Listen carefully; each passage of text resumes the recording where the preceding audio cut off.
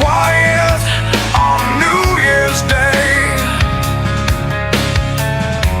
The world in white gets underway. I wanna be with you night and day.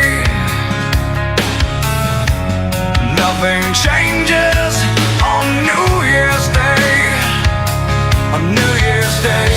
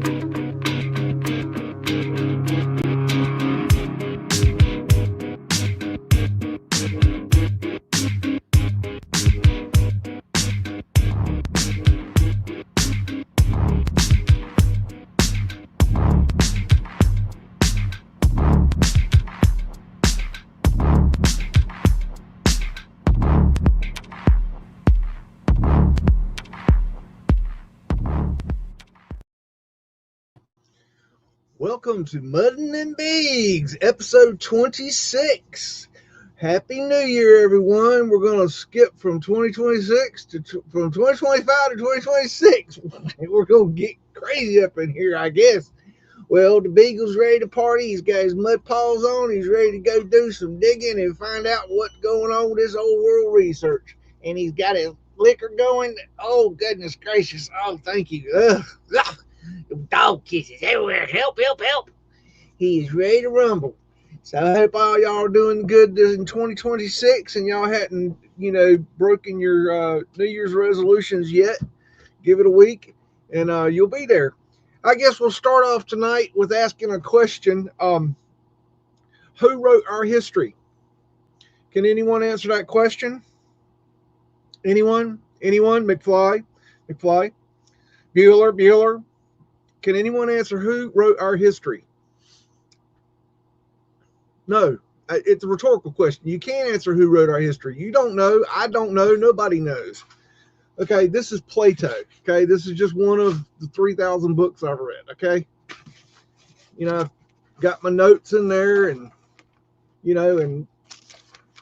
was great reading everything. But I mean, who wrote it? Did Plato write it? Did Socrates write it? Did somebody else write it? How do I know? Who knows? Who cares? It's just a book. Okay, it's just a book. Freemasonic Bible. Who wrote that? Who wrote that? I don't know who wrote this. It's the Word of God. No, it's not. Man wrote this. A man wrote this. Okay, a man. Okay, not God. God didn't write this. God doesn't have any use for writing. Okay, God can communicate with you in any way, shape, or form God wants to. God doesn't need a book, to communicate with you. Man wrote this. Okay, man is fallible. Man makes mistakes. Okay, man mistranslates. Man lies. Man changes stories. Man will tell you any damn thing he wants you to hear. Anything you want to hear. Okay, it's a book. Okay, it's just a book, y'all.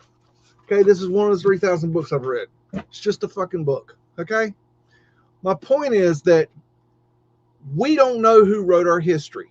Okay, and what I'm saying is we might have an author, a publisher, okay, a published date.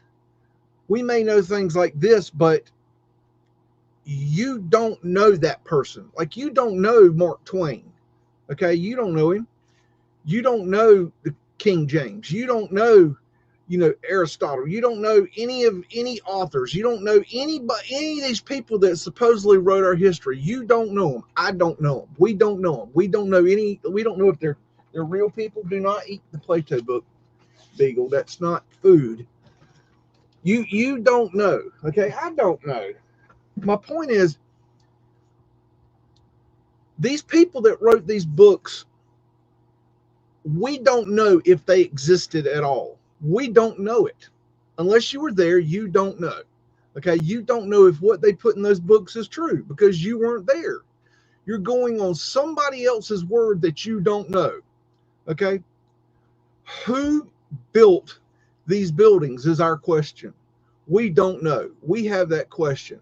But the Ninny Squad folks will say, no, you can't ask that question. No, you can't. Hold on a second. You can't eat the Freemasonic indoctrination book. Let's not do that. Good gag, but Beagle's trying to eat the book. So my point is that the Ninny Squad will tell you, we have the history. Okay, well, the history is written down in these books. Okay, history wasn't downloaded from the internet. Okay, it wasn't given verbatim word for word. Okay, it was written down in books. Okay, these are just two examples. Okay, they're written down in books. Okay, that's all it is. It's stuff that people wrote down. That doesn't make it true. That doesn't mean that this is the truth. It has no legitimate, claim to the truth. None. Neither does Plato. Okay? This is a thick ass book, but is any of it true? I don't know. How the hell would I know? Discernment. We have to use discernment. We have to use our critical thinking. When somebody says, this architect built this building. Wow, really? Okay, well, what else did he build? What was his education? What is his history? Is a Freemason? I mean, let's ask some more questions. How many buildings? How long did it take him to design this building? How many? Was it his first building? Oh, he won a contest to build this building. He never built a building before. Oh, and he built 50 of the other of the grandest buildings known to man. Well, I have questions, and you know what? I don't care if the Ninny Squad says no, no, no, asking questions is not okay. You can't just ask an open-ended question and just leave it on the table that you don't know the answer, but you're asking a question, but you don't know the answer. I'm going to ask questions. I'm going to keep asking questions. That's what I do. Okay, I'm going to ask questions, and sometimes I'll find answers. Sometimes I won't, and I'm okay with that. I'm going to continue asking questions till the day I die. I don't give a damn. That's just the way it is. Now let's go ahead and get into it, y'all. Let's see here. Let's remove this. And I'm going to get my doodad going here. Okay. Just to start off, I found a little something that I thought was interesting. This is talking about how talking about the attic base diagram, and I was telling you that I heard a guy was talking about on the columns that they were called double toruses, and I was unsure what he was talking about because it looked like there was 3 toruses on this column. And so, you want a biscuit? Here.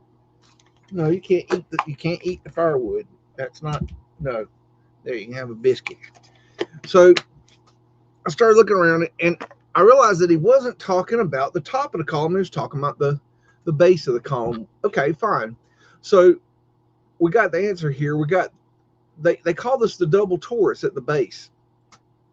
And what you have is you have the torus here, which is a donut, and then you have a torus here, which is a donut, and then you got the scotia in the middle. And as I've said before, what I believe our holographic flat Earth is designed in a double torus field simulation with a 0 point in the center of the 2 double torus fields. So maybe, just maybe, the scotia represents the 0 point, the flat Earth plane, and the toruses represent the double torus. And here it is on the official wiki indoctrination page. Oh, wait a minute, Kathy Broughton's here. Maybe I should play some Indian Christmas music, because she is so loving the Indian Christmas music. Would you like me to play some Indian Christmas music, Kathy Broughton? Just let me know. And if you'd like to select a song, we'll play that particular song for you. Attic base is the term given in architecture to the base of Roman Ionic order columns consisting of an upper and lower torus, separated by a scotia, hollow concave molding, and the fillets. And right here, you got the torus and torus here, and this is the scotia. So this is the inverted portion. And then it was a favorite of the Romans and was also employed by them for columns of the Corinthian and composite orders. The style can be seen in Byzantine architecture as well as the Romanesque period. A great number of antique Roman columns were salvaged and reused in interiors and on the portico of churches, often incorporating the attic base. So there's the double torus. There's a torus, and this scotia. So I just thought that was just something interesting, and it kind of just another addition to my thought process on the double torus. So I thought I'd share. Welcome, Hippie. How you doing tonight? Frankie, how's it going? Kathy Broughton, you need to pick an Indian Christmas music song. I know you love them so much. And welcome, Odin's Raven. And Sigsar, how you doing? And so somebody else here somewhere looking. Welcome, Baja 915. And okay, let's go ahead and get into it. We got Baltimore, Maryland, 100 East Pleasant Street. Interior details, Mantle James E. something, Wiley, or maybe something like that. Anyways, this is a quite interesting. On first glance, this is kind of weird. I got a yardstick here for so you can tell the sizes. I don't like when they do that, but it's interesting because on first glance we would say, "Oh, that's an addition." Well, what if this is like a radium heater? It's got the radium symbology, and this, we know that the chimneys weren't actually fireplaces; that they used them. They were part of the wind catcher and the old world heating systems, radiating heating systems. Maybe this is how they found it. So I just thought that was kind of an interesting thought. And then, of course, we could have come in and ripped this out and thrown wood in there and then realized how bad of an idea that was. So, but the detail on this is just incredible. Just beautiful. Very, very intricate. All right, so we got Baltimore, Maryland, 3 West Franklin Street. This is between 1865 and 1914 when these pictures were taken. And I've got a little Mudflood window over here on the left-hand side. And let's see. Try to get in a little closer there. See the detail on that. Got the Escapisis right there. And we got some Tartarian griffins here. And there's a ruler in the middle here, so that's why that looks a little weird. That damn ruler again. Very beautiful. And this kind of got a torus fieldy look to it.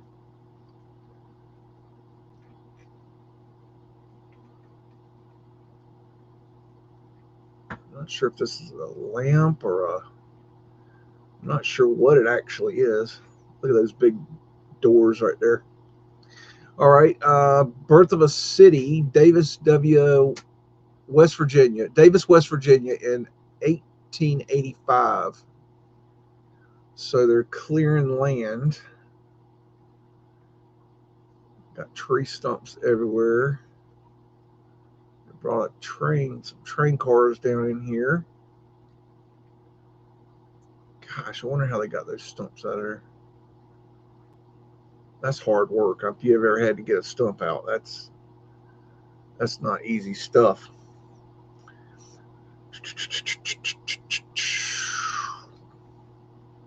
And of course, we built these.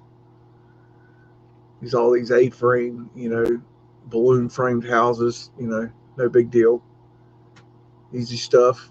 Boathouse on the Profile Lake. Franconia Notch, White Mountains. I pronounce that right. If I didn't know, well, we've got some little salesy boats over here. This is really cool. Got logs going up the side of the structure here. That's really got a lot of character. Little boathouse. That's nice. That's pretty cool. I mean, it's easy construction. We probably built this, I would imagine, but it's still cool. We built things. I do believe we built things. No doubt. We definitely built things. I don't think we were retarded. I think we just didn't build the big, massive structures and a lot of the old houses, the mansions and things like that. But we could build things. I think we had talents. And then I think we reverse engineered a lot and learned a lot. And I think a few people probably actually knew how to do things, and they taught the others. Oh, we got Boston, 39 Beacon Street, interior detail, mantle, second floor room, Nathaniel A. Somebody, who cares. So we got a Adirondack here, which is kind of wild looking.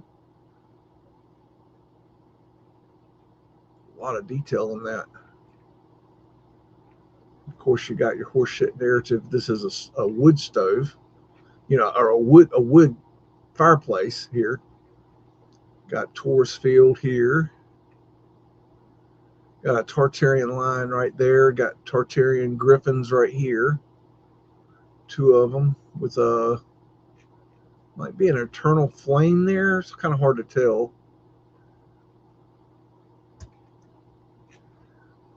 And I'll tell you what, might do a little trick here. Got a little puppy dog here.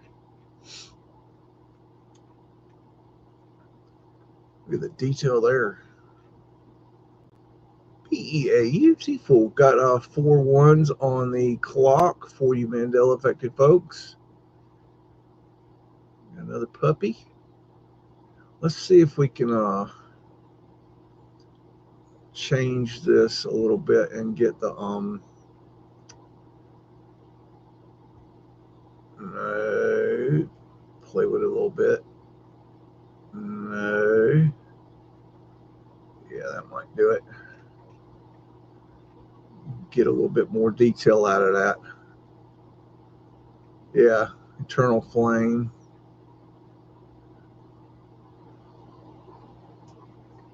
Fleur-de-lis, it looks well.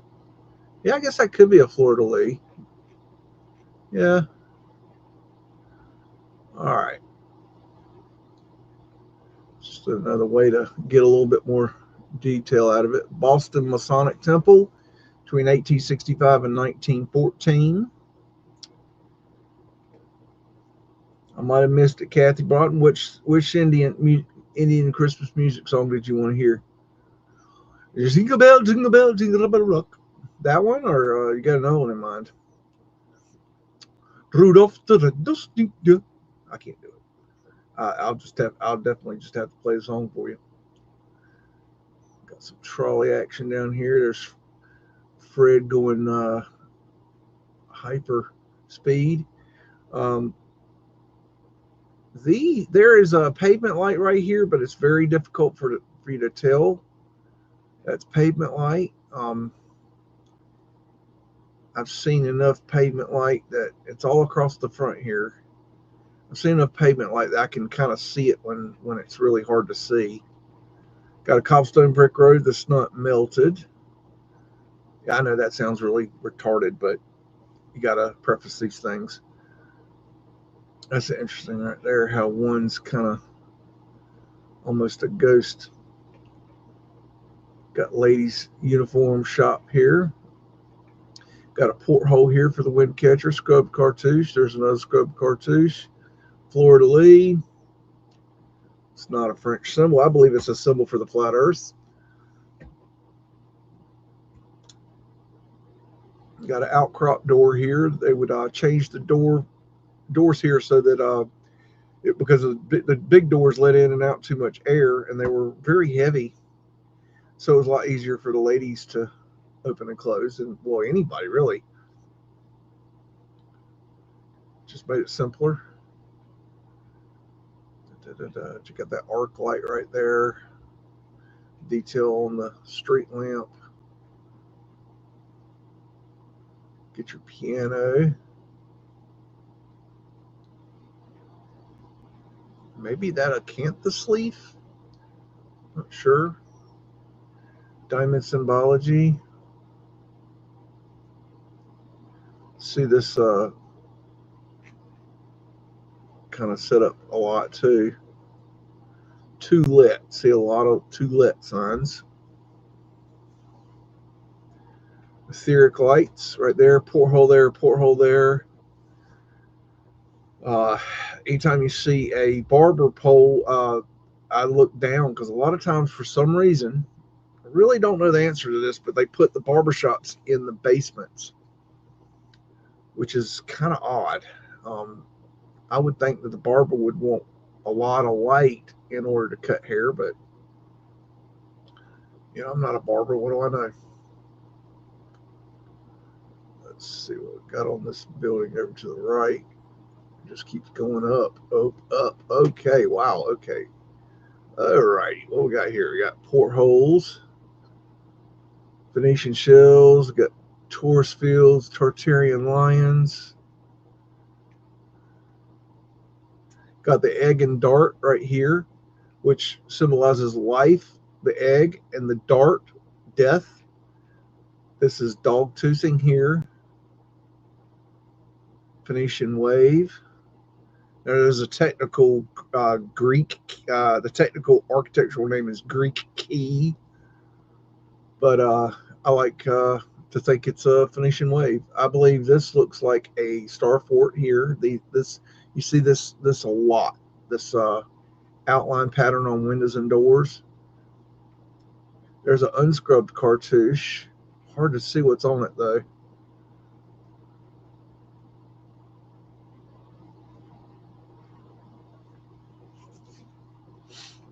There's some unscrubbed cartouches, portholes. Unscrubbed cartouche with a Templar cross. Unscrubbed cartouche with a sash. A Syriac antenna with a American flag on it. They're not flagpoles, y'all. That's some interesting symbology there. Porthole there. The headless knight right here. I believe Martin Liedtke has talked about this on his channel. He's got him an axe and a spear also. Sort of a scrub cartouche, Phoenician wave. This would also be called a Greek key. Scrub cartouche, Phoenician shell.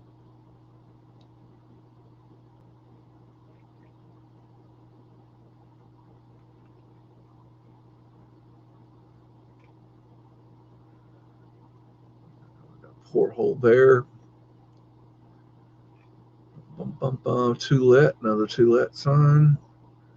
See a lot of those. So they would have the big Masonic room up in that building too. Somewhere deep in there. Boston Park Street Church between 1865 and 1914. Oh, wow. Okay. I remember this one. Take a real good close look at this picture. Okay. Now, this is kind of how this picture would have been presented to the public when it was reproduced, but it would have been in lower quality, a lot lower quality. So imagine half the resolution at best. You're not going to have a digital scan of this picture. So right now you don't see anything, correct? Correct. Now, there's a lot going on here. They've been busy doing photo manipulations. They've got people all over here and all over here and all over here and here and over here that they've removed. They've got people here and here and here and here and here and here and here, and they've done some removing here and here. And that might be about what they did. But as you can tell, nope, there's some more right here that's gone. Might have done something right there and there, maybe.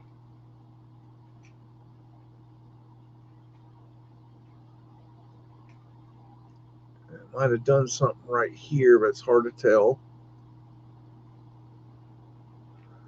But they really took out a lot of stuff. So we got an arc light. We got Fred. Fred's the horse that built America. All these bricks were brought in by Fred. Unquestionable, undebatable. Let's see. We got a Mudflood drop-in door here. That is a door that is, you know, a third covered by ground level. You know, that with no, like, hardly any stairs. Like, how ridiculous is that? Mudflood window there, big old arch door, some fancy wrought iron work there, good looking awning. Love a good looking awning. Who don't love an awning? Got their antenna. Got a clock with 4 ones for the Mandela affected folk. Clocks are expensive.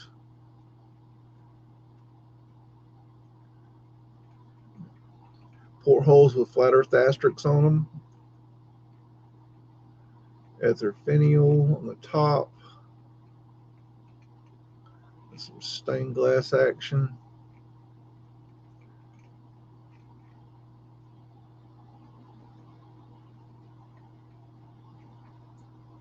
I believe this is an example of something that we changed right here. This door is a little bit funky. Not sure what's going on there. We got some weirdness right here. Kind of hard to tell you exactly, but it's some sort of Mudflood window. I believe we've manipulated a lot of this right here, especially this door, possibly even these 2 windows right here. When I say manipulate, I mean we went in there and changed it. Got Mudflood winter there. Mudflood winter there.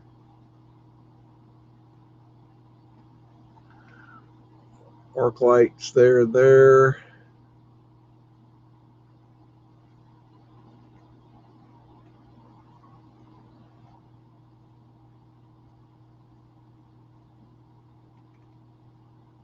Kind of hard to see the symbols on that one.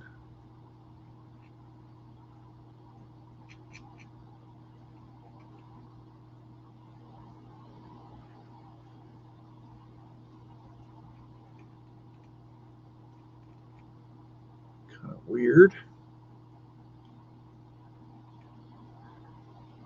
Got pavement light right here.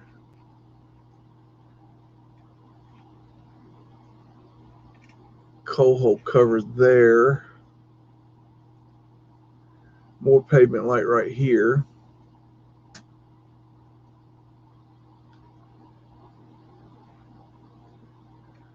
Arc light. Alrighty. We got Boston, Tremont Street, King's Chapel, 1865 to 1914. A lot of Boston here. I don't know how I did that. It is what it is. Got a clone of Fred's here. Homeboy's passed out drunk. That's all right. Get your drink on, sir. Got fancy wrought iron fence. Wonder what this contraption is right here. Kind of interesting. Oh, wow. Got more photo manipulation right here. And here. And here. And here. And here. And here. That means there are people there. You can see the guy's feet right here in the bottom of his coat there. Okay. You see feet right here. There's more people here and here.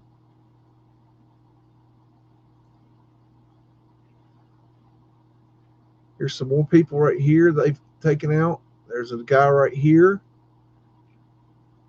More people right here. Right here. Isn't that wild? I need to make sure I get this one put in my folder for photo manipulations. Cobblestone brick road that's not melted. Tourist field. Knob and tube wiring, incandescent lighting.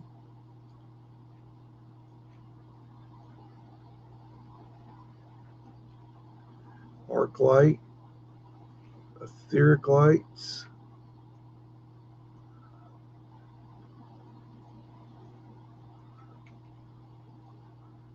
acanthus leaves,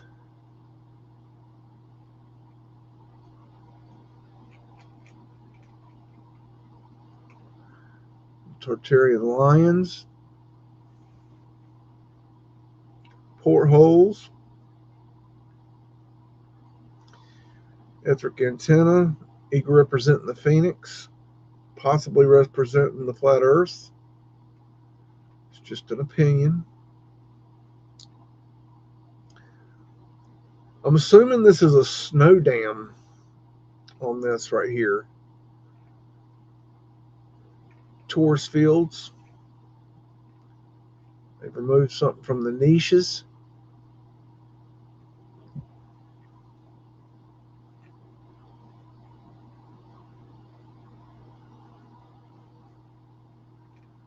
$0.04 a dozen. Whatever that is, kind of hard to tell what it is. Big old door. Got Boss Man right here. There's your double Taurus field right there. Taurus fields. I believe people in the old world were very aware of their surroundings, of their environment, of the makeup of their environment. Obelisk. Little stubby obelisk. Cass Broughton, did you figure out which Indian Christmas song you want to hear tonight?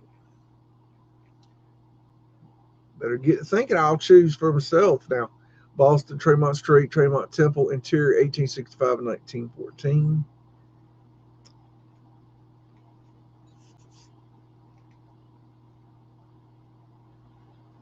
Guess you could have the. Is that for. What is that? I don't know. I was about to say orchestra, but I don't think they'd have an orchestra in a church. Maybe not. I don't know. All these incandescent lights hanging down. That's kind of odd. They've look at this ceiling. Jeez,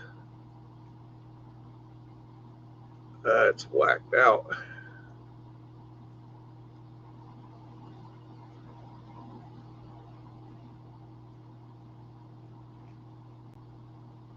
My. Drawing some horseshit narrative stuff up here. Wonder what that's covering up. Beautiful organ.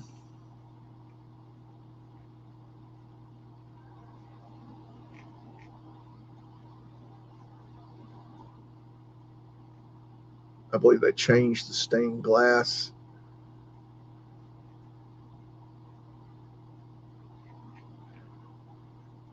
Kentucky got Capitol Square, Richmond, Virginia. Well, got out of Boston finally. We're going to die there. Oh, goodness. Okay. What we got? These are interesting benches here. Got weird little doodads sitting there, but no back. I don't know. That's kind of weird. Got some dude on this horse here.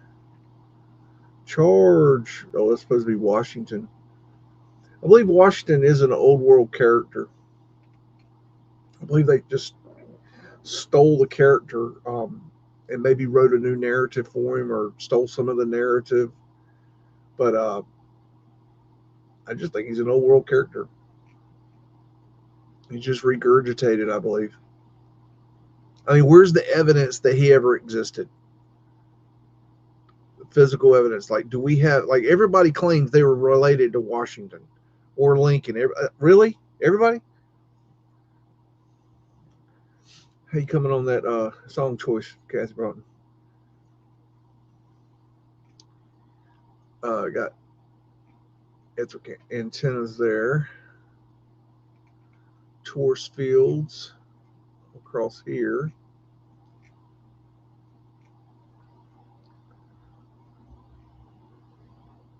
That's purty. Got wind catchers.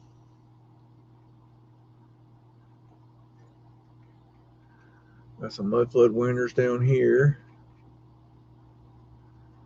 That's a beautiful building.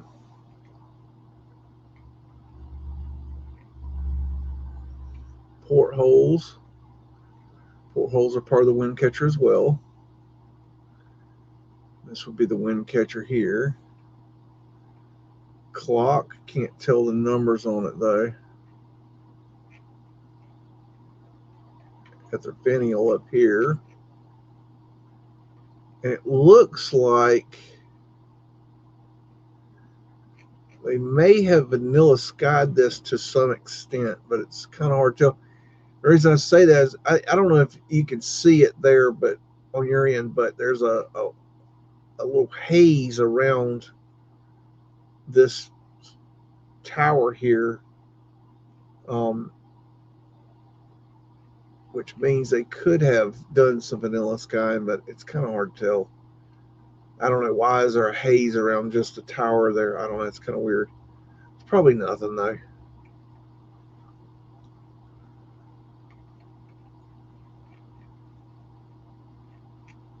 That's a cool building. Church of Notre Dame de Lourdes, Montreal. Okay, I butchered that, I'm sure. Frankie, are you in here? Can you translate for me? He's probably like, well, no. Not that bad a butchering job, no. Woo!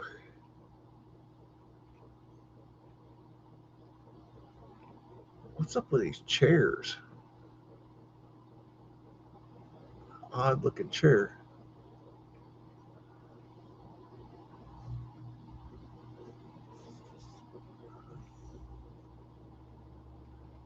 Flat earth asterisk there.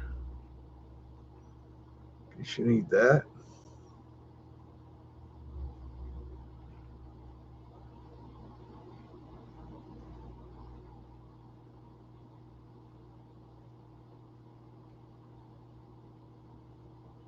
Fleur de lis.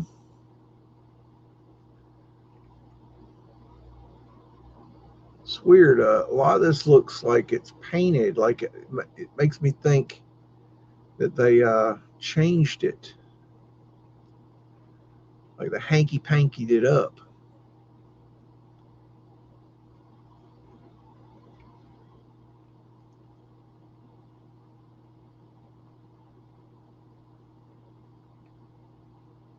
I don't know what that thing is. It's kind of odd.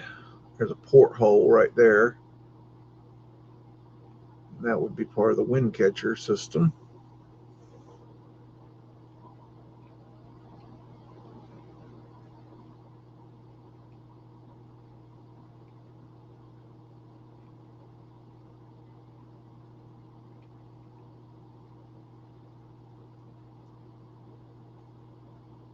Yeah, this is all narrative they've added, I think. All this stuff. I wonder what was there originally.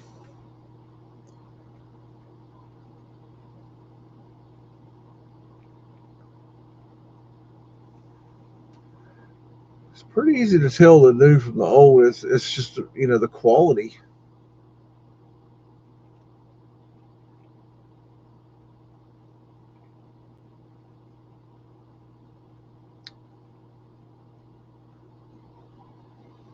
Gas lamp right there. This is a gas line.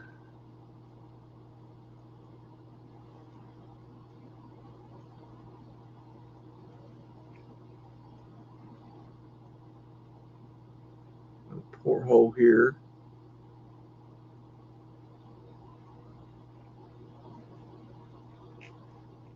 And you see they're masking it out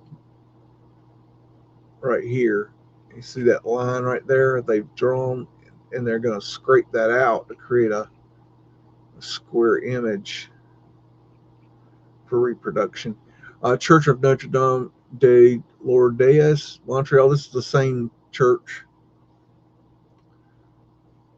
Kathy Broughton, how you coming on that song? I just don't see no song. Maybe I'm missing it. Better pick it. I'm going to make Hippie pick it. He'll pick a good one. Gotta pick one. She loves the Indian Christmas songs. She was raving about them all through the Christmas show. Raving about the Indian Christmas music. Got some wrought iron work here. A lot of this is gone now. They got rid of it during the war, saying it was for, the war effort, scrap iron, so they could go drop it on other old world buildings.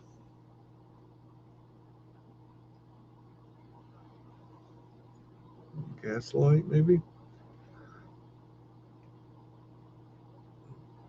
Little Taurus field there. Taurus fields. Diamond symbology. Added a cross here. Cymatic window. Imagine they changed the stained glass.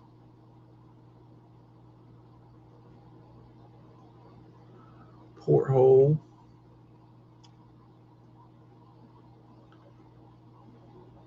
Part of the wind catcher there.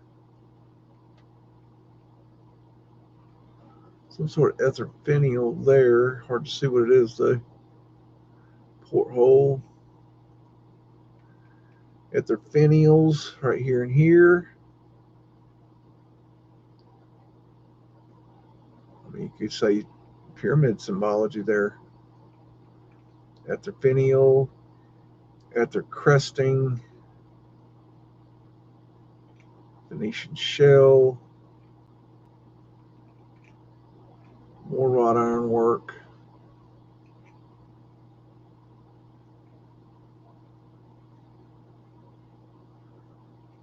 But I mean, I think the best thing we've done in this picture is these roads. We got cobblestone brick road. We got, looks like stone road. We got almost concrete looking sidewalk. We got dirt road. Got a little bit of everything. Not sure what's going on there, but it could be Mudflood window right there. It's hard to tell.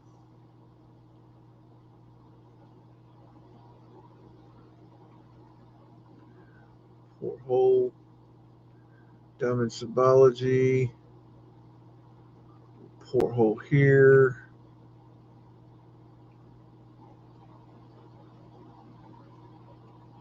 Fleur de lis.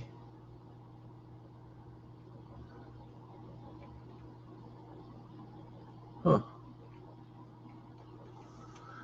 That's interesting right there. Kind of hard to. Oh, I see it right here. How weird is that? I've not seen that before. Ether finial right there. Or the wind catcher here. Another ether finial. Looks like they've added a cross to that one. Slap a cross on it, call it a church. Church of Notre Dame, Montreal. Got some Montreal going here. All right, locking in. Fleur de lis on the wrought iron railing. Venetian shell. Look at that right there. That's kind of cool. Lady in uniform.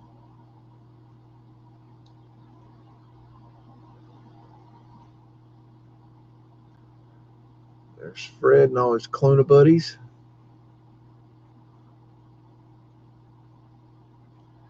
At their finial, at their antenna going up with a mercury ball on the top. Got a castle back here because, we need a castle in North America, to protect from the knights and siege machinery, I guess. Porthole. Wind catcher. Cymatic window. Very pretty. Wind catcher. Going up to the top of the castle. It's interesting how they got that at their antenna strapped down. I wonder if they took these cymatic windows out and added clocks in there at some point. I don't know. Got statues in the niches.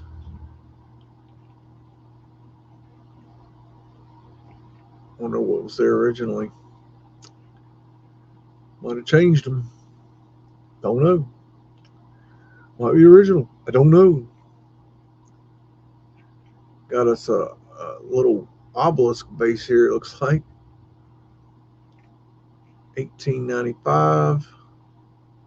Some kind of horseshit narrative statue.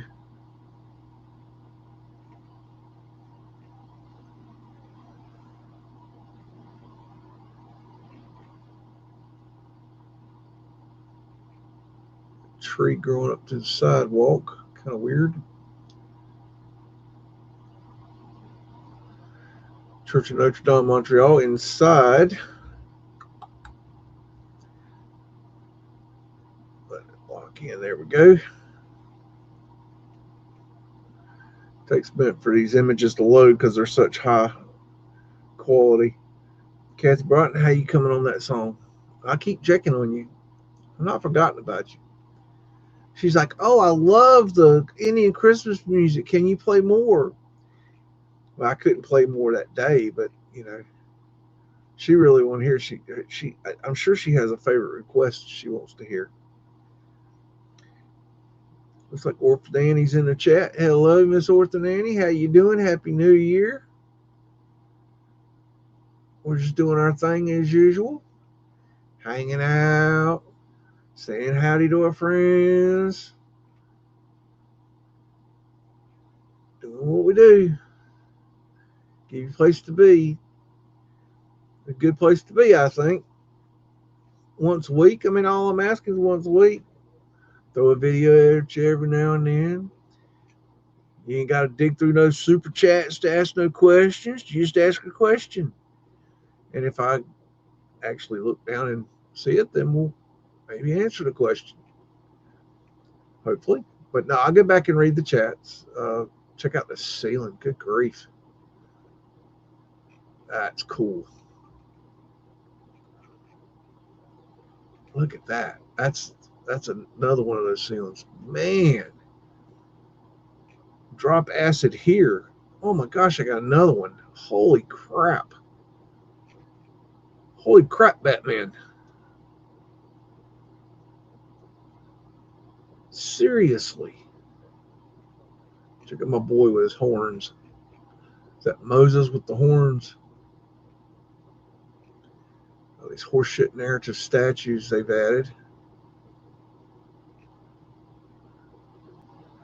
It's interesting how these statues are dark and these statues are light. Very, very interesting. Like, seriously, like, why do people feel like God needs all this to have a relationship with God? Like, what is the thought process behind that? I get that your mama told you to go to your church, and her mama told her to go to church, and her mama told her to go to church, and her mama told her to go to church, and her mama told her to go to church, and her grandma told her to put money in the offering plate, and her grandma told her to put money in the offering plate, and her mama and her grandma and your uncle and your aunt, you're back. Everybody puts money in the plate over and over and over again, supposedly to build these churches. Well, guess what? We didn't build these churches. They were already here. And now they're getting to a point where a lot of these churches, they're abandoning the old churches and building new churches with all that money you put in the plate. Modern churches that they can, take care of, because they can't take care of these churches because we didn't build them, so we don't know the exact process of how to fix them. And if we do, like, the few people that actually do are so few and far between and cost so much that there's no way to, be able to do that. You want to see what these churches look like before they address all the religion? Yeah, how they. It would be very interesting to see, like, what was there. I mean, I'm sure they just throw it all away. This is Commonwealth Avenue in Boston, back in Boston again. What's our thing with Boston tonight? That's all right. We'll go to Boston. It's all right. Boston's got a lot of cool shit. We got Windcatcher here at their Benny here and here.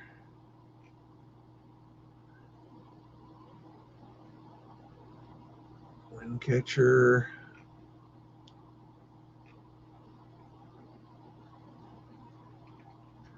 At their finials. At their antennas here and here.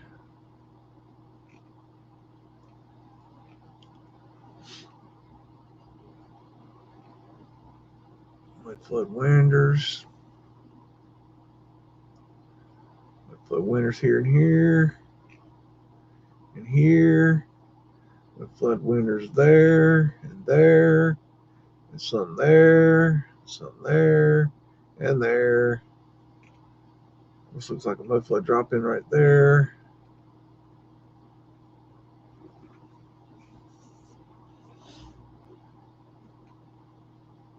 Do you have any idea how many brick masons, stone masons, carpenters, architects, horses, carts, people to grow the hay for the horses, how much water, how much feed, how much food would have to be grown to feed all the people building this stuff? Florida Lee, that's pretty wild right there.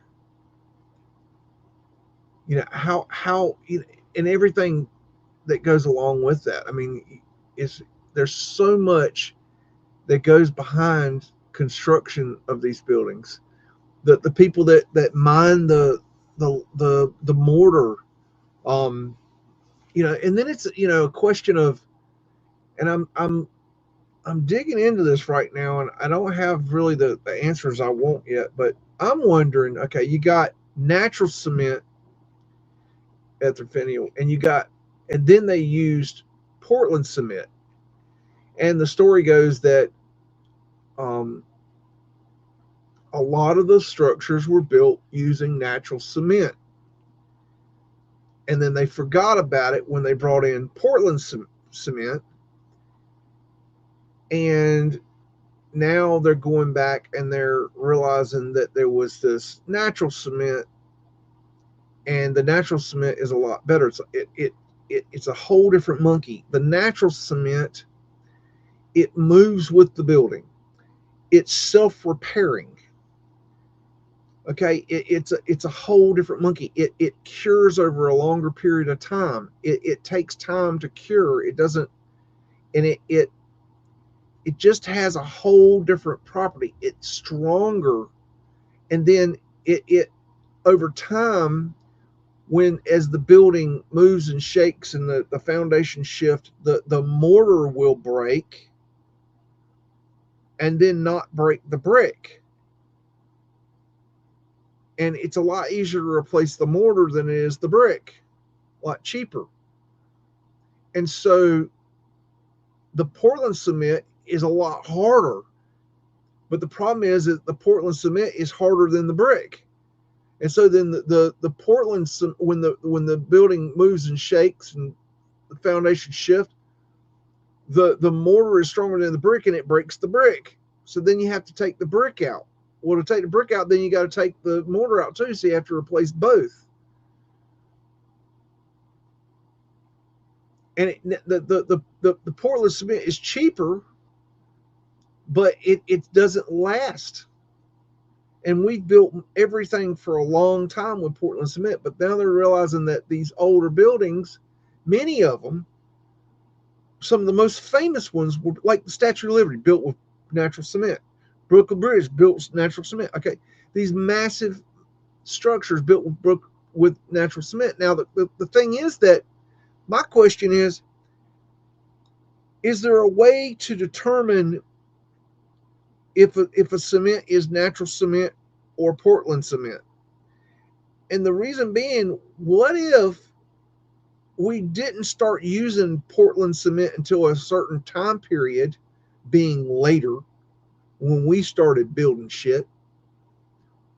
And we can go back and test these buildings for natural cement. If that is the case, if we can figure out how to test for natural cement, which I think there's probably a way to do that.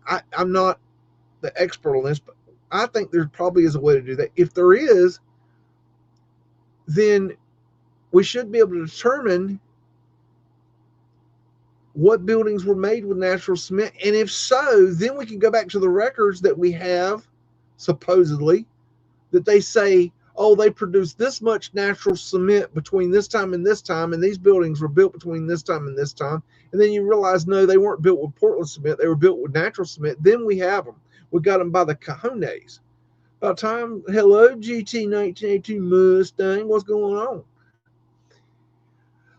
Anyways, I'm just rambling. Danvers, Collins Street, interior drawing room, Robert King, Hooper House. 1754. I don't think this picture was taken. This picture was taken between 1865 and 1914. 1754 is probably when they say this building was built. I don't know. I can't see. Okay, we got a fancy chair in case you need to sit down and rest your bum. Little Venetian shell over here on that. What is a fancy chair? Very nice. Got us a dragon back here. I believe dragons did exist. Adirondines back here. Got you a fancy table. Got a king here with boobahs.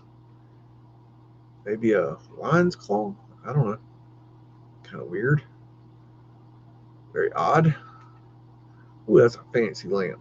Fleur de lis. Look at that painting. Pretty cool. Look at his mirror. That's pretty. Taurus fields. Got little cartouches up there in the corner. Fancy lamp. Got pulling a cart with a big old bowl there. Bum, bum, bum, bum.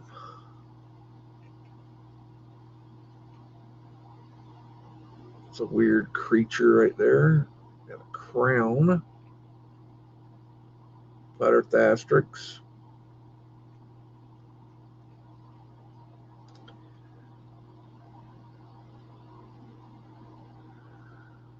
I don't know what's up with the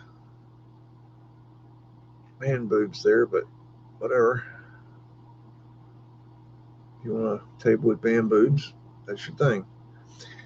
Each their own. Danvers, alias Haskett Derby Summer House in Peabody from 1793 to 1794. I guess that's when it was built. The picture was taken between 1865 and 1914. So, got you a stone foundation here with some beautifully made, beautifully constructed stairs, and this arch to nowhere with lattice work, stairs and lattice work to nowhere. I mean, I don't know who designed this, the architect, but they are a genius, I think. Taurus field, architectural urns. Got some dude up here on the top. Not sure what he's doing hanging out up there. Got Danvers Mental Asylum in Newberry Street, Danvers Insane Asylum, 1865 to 1914. Got Fleur de lis times faux. This also reminds me of a Templar cross, or a was it called a was it the Jewish cross, or I forget what they call it, but it's like a Templar. It reminds me of a Templar cross in a way. Big old doors, got a lot of ivy, got Mudflood windows all across the bottom. That's a finial back there. That's odd. How weird is that? Why would you need a... Is that a compass? Or is that a... I wonder if that's connected somehow to this wind vane here at their finial. Look at that. That's a pretty cool window right there. Very nice. Got the finial right there. Chimneys are part of the wind catcher.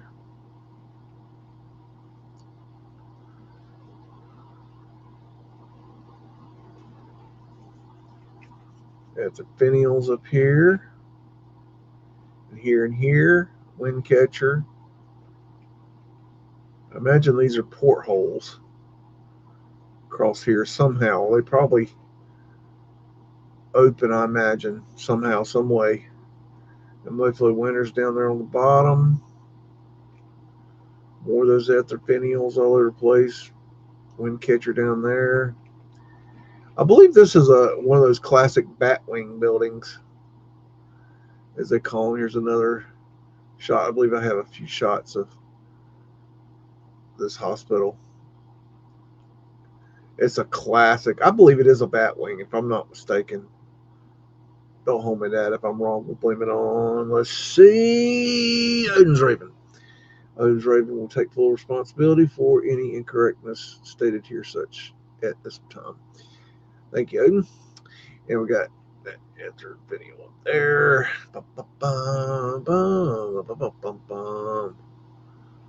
Lots of ivy.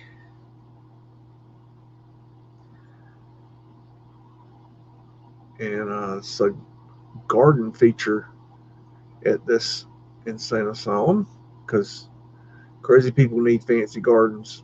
And I certainly would not want to have to tend to that thing. And we definitely know how to do laundry, setups.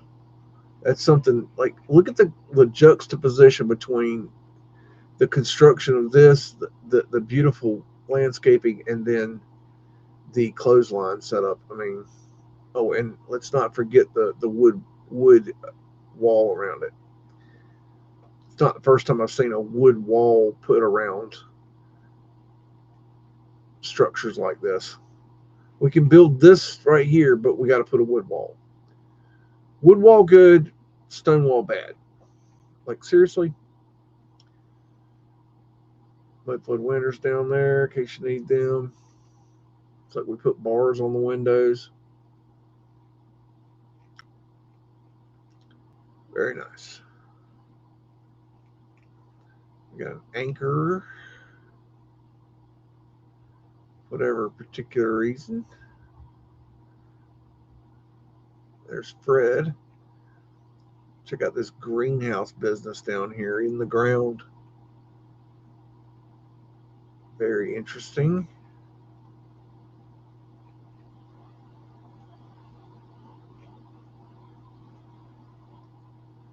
There's those wonderful clotheslines. Very nicely done. Mudflood winters down there. This might be a carriage house, maybe.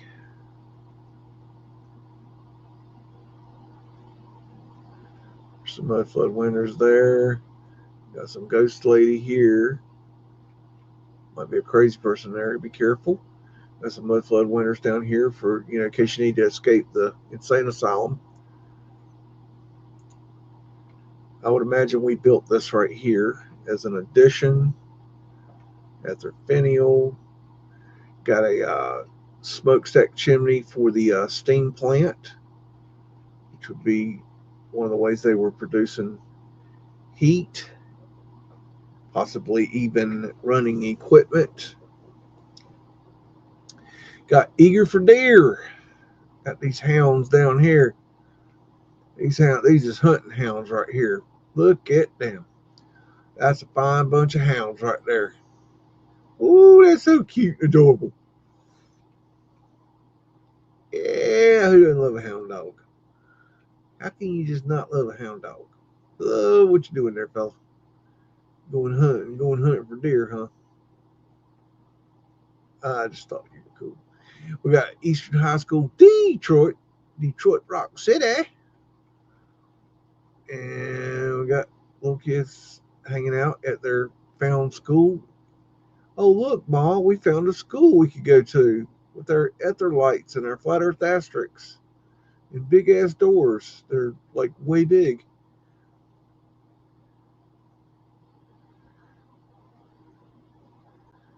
This looks like it's freshly, like they've done some hanky panky on it recently. Architectural urn, ether antennas, dog toothing. There's another. Look at that antenna right there. Odd, going right through the roof. Why would you do that? It's so weird. Porthole with flat earth asterisks. Got flat earth asterisks all the way to the front over there. And flat earth asterisks, you got the flat plane here of the flat earth simulation. You got the, what I believe is that represents the north and the south magnetic poles. And then you got the one torus and the two torus. So it's double torus fields surrounding a flat earth in the 0 point. Another porthole there, another porthole there, which are part of the wind catchers. Wind catcher? What's a wind catcher? Exterior of the Court Theater between 1890 and 1920. All right. Big ass doors. Big ass doors. Dun, dun, dun. And there's our double torus field right there. See, we're learning something new here. How about that? Might have a drop in right here. We got a piece of ironwork there. Sign of some hanky panky. Fancy lights. Florida Lee on the light there. Right there. Lower leaf control. Torus field. Court Theater. Might be arc lights right there. There's an arc light right here. Kind of weird there. Makes me, it kind of almost looks like they've done some photo manipulation on that, but it's hard to tell. This looks like there's something missing right here. They've removed it. Don't know what, but same here. Doesn't look right. Exterior of the Long Acre Theater between 1890 and 1920. Alrighty. Yes or no? Did we build this? Yes or no? Etheric lights. Might be the name of a movie. I don't know. See that right there? That right there is 100% confirmation of a basement. That is an air supply for the basement. That'll be open right there. So air can get in, but the water can't get in. Usually these are outside, exposed to elements, but that is 100%. When you see these, 100% confirmation of a basement. 100% confirmation. Not possible, 100%.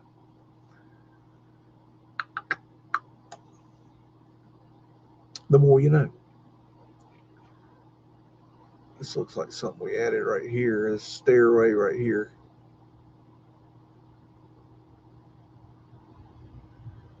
Took something out of the niche.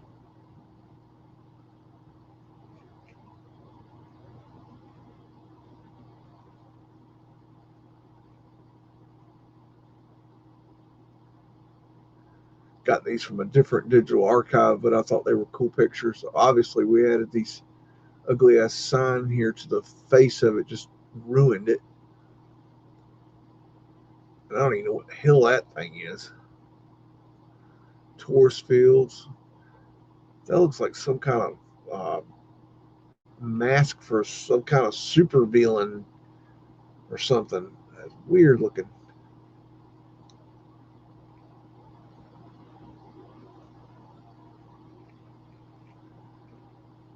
Wow, man.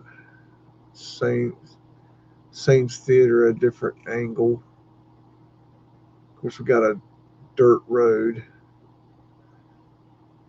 We can build all this, but we can't build a road.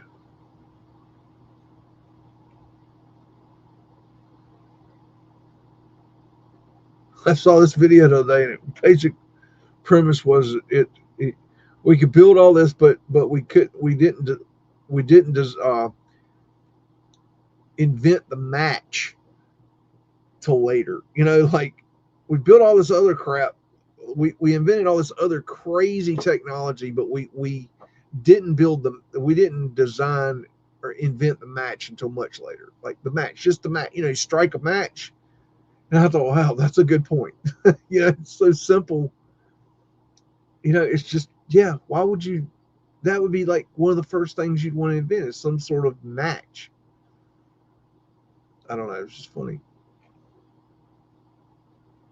Exterior of this Schubert Theater, 1890-1920. Like Fred's down here in the corner doing what Fred does, getting all the bricks in here. There's some sort of funky construction here. Gas light.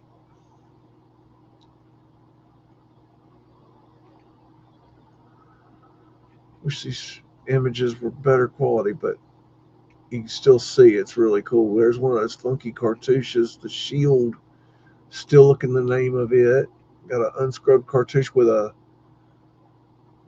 it may be a Y, but it's a little bit weird to be a Y. I'm not sure. These could be lions. I'm not positive. Can't say 100%. Looks like maybe a cable going there that's been scrubbed out. Maybe I'm not sure. There's that weird cartouche right there. The shield. I would love to know the name of that shield. That particular shape of a shield. I see it many times. I want to know what it's called. Exterior of the Schubert Theater again. Looks like something was removed here.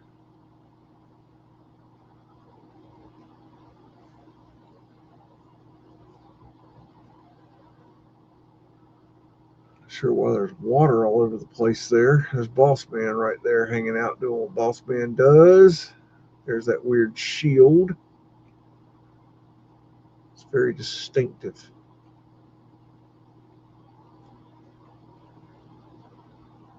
Can't tell if those are lines or not.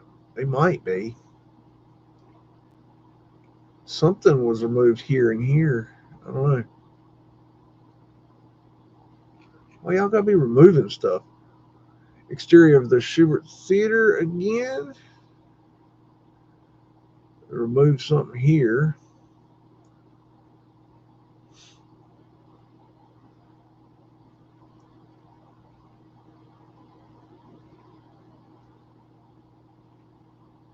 It's wild architecture.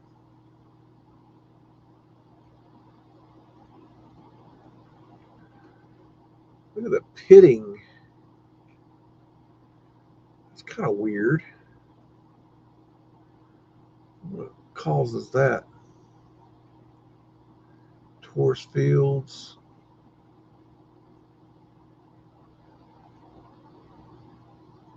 A wild exterior.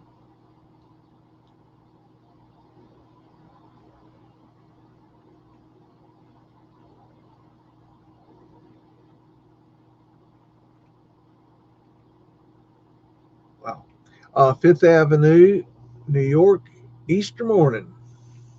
So we'll go get our religion. There's Fred. Got JP Morgan right here, his fat nose and big ass hat. Ladies in uniform, gentlemen in uniform. Got the Clockwork Orange guys right here, ready to rumble. Architectural urn. Some fancy shit right there. Look at these people. I mean, come on. Like, where is all the money coming from? Like, there's too many people in this time with too much money. Where are they getting all this money from? You're telling me there's that much money running around at this time frame? All these people are jacked up on cash. How is that possible? I just don't, I don't get it.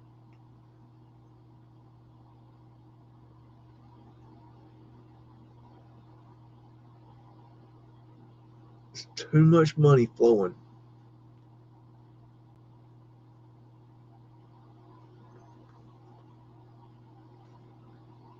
Look at these people. I mean, they are decked to the freaking tens. They're not playing. They're going to. They're literally going to church. And Mudflood winners and drop-ins. I mean, what in the world? Like, this is like a fashion show. This is like the creme de la creme of jackassery. The nobility of New York heading up to go to church, get religion, and put more money in the offering plate. Got to put that money in the plate now. You want to get in heaven, you got to put the money in the plate. Otherwise, they're just going to throw you away, and you're not going to get back to the Creator. You just got to put that money in the plate because God needs money. I love that thing George Carlin said.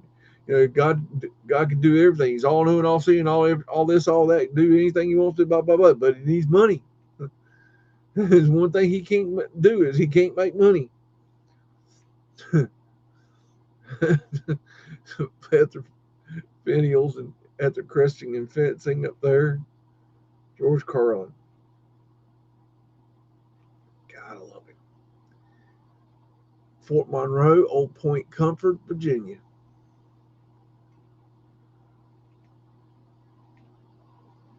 There's Fred right there doing what Fred does.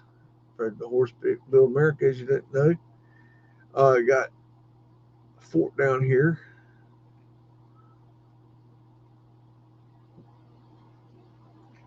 I think all these wars they've told us that we fought back in the day. I just think they're bullshit. I don't think they happen as I think you could even make I think it's even possible like a lot of the wars that we like. I think there's a lot of shit that we have been lied to about war. Um,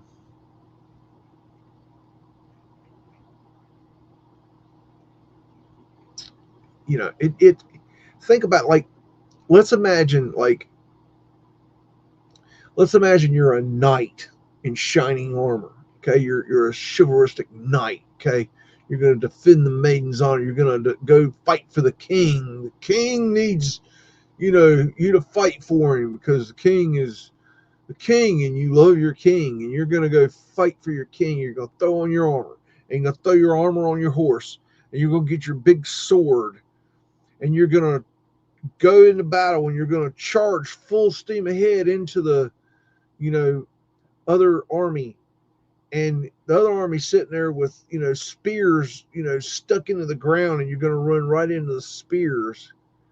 Okay, really? You're going to take your expensive ass horse and your expensive ass armor, and you're going to run, you're going to charge into a guy with a spear and hope for the best. You're going to hope you kill him before he kills you. And if you do get past him, then you got 5,000 other, fellas behind him that are ready to stab you in the eye.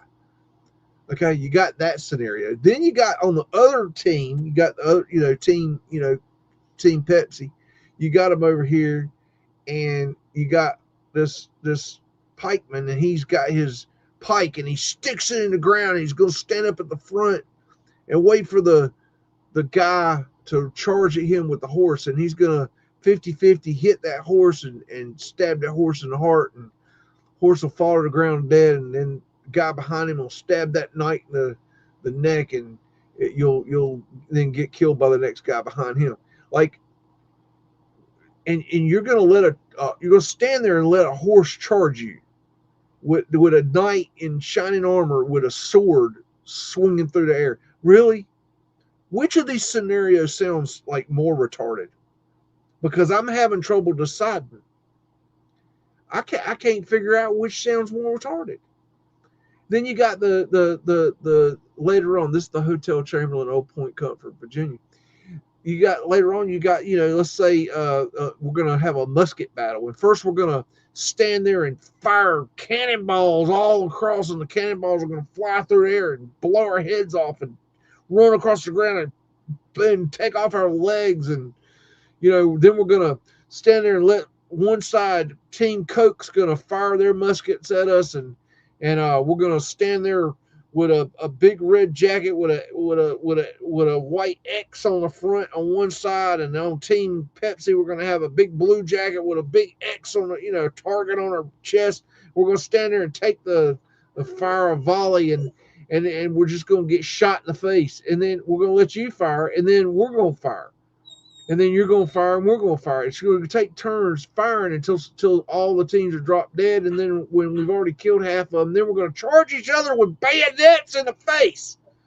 I mean, how retarded do you have to be to believe this narrative? Like, it doesn't even make any sense anymore.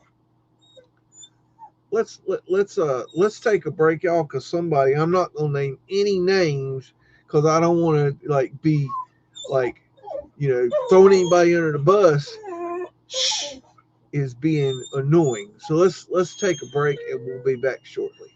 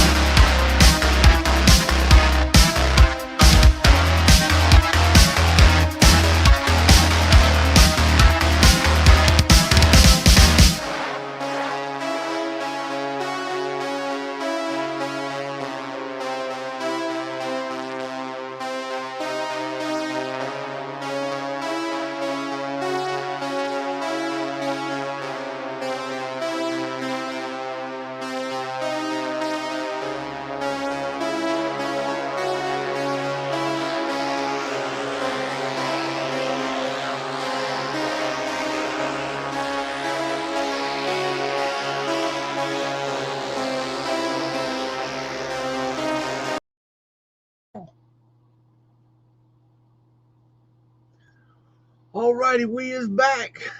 And Haha is asking, did you call dental molding dog toothing? Same thing.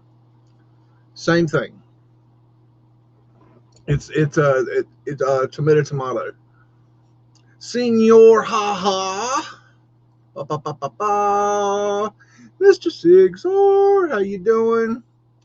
Ba, ba, ba, ba, ba. Looking for Kathy Broughton's Indian Christmas music request. So I gotta check on her and I'll see where she's put it because I haven't seen it yet. Looking.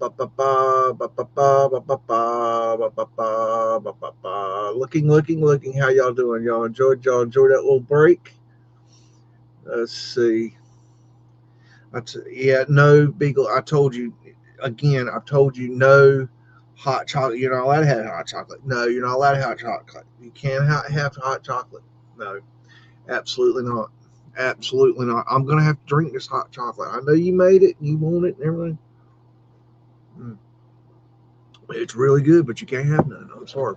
You can go in there and make it, but you can't drink it. I'm sorry. I'm still looking for Kathy Broughton's Christmas music selections. There she is. Miss Kathy Broughton, how you doing? Looking for taxes. Oh, just go bury somebody in one of your family members in your backyard, then you'll have to pay taxes on your property. Just a tip. Just like now, NPCs do zero, never work, live better way than the working class. Yeah. That's probably very accurate. Oh, just a show note. A lot of you fine young wrench wielders out there, the mods, with great power comes great responsibility. Just so you know, when if there is ever somebody causing a problem and you would like to remove them from the chat, I would like you to know that you don't just remove them from the chat, you remove them from the channel. You block them from the channel. I don't know if you guys are aware of that, but when you block somebody, if you put them in timeout, it puts them in timeout for a few minutes, and then they can come back and chat once they've regained their composure. But if you block them, it blocks them from the channel and it deletes their comments. So I went back last week to go read the chats as I usually do, and I noticed that our good buddy from last week, Meltologist, who I was trying to educate on the realities of Meltology, was gone. I wanted to hear everything he had to say, but it was gone because it was, I guess he got a little bit too mouthy at some point. I don't know what he said. And one of you fine young lads or laddies, ladettes, blocked him, and it deleted him from the channel. So I just wanted you to be aware that it doesn't just block them from the chat, it blocks them from the channel. And the other reason I knew that is because I went back and looked. I was enjoying myself. I love going at the Meltologist because when they go to their channels, they come in there and it's all brick love. Oh, show us your evidence. Oh, what wonderful evidence. Oh, it's so wonderful. It's perfect. Yes, there's no better evidence. And they all pat each other on the butts and kiss each other on the foreheads. And there's no clapback. There's no questions. There's no nobody is questioning what's being said. And so when they come to me, it's an opportunity for me to, at first I have to smack them around a bit and get their attention, because at first they come in with that trolly attitude. So you got to take that away from them and bitch slap them around a bit and get them, kind of hearing you. And once you get them hearing you, then they start like, oh, wait, this isn't going to be easy. And they start trying to ask real questions, but because they're meltards, they can't ask real questions. So then I get to go at them even more. So I enjoy it. it's good fun for me. I know it annoys a lot of you guys, and I'm sorry for that. But it is very important that somebody stands up to these people, because they are a virus. They are a virus on our community, and they have to be rooted out and exposed for what they are. So just be aware. Not getting down on anybody. I'm just letting you know that with that wrench comes great power. I did not unblock the person. I do not know. And here's another thing: is I don't, because it deletes the comments.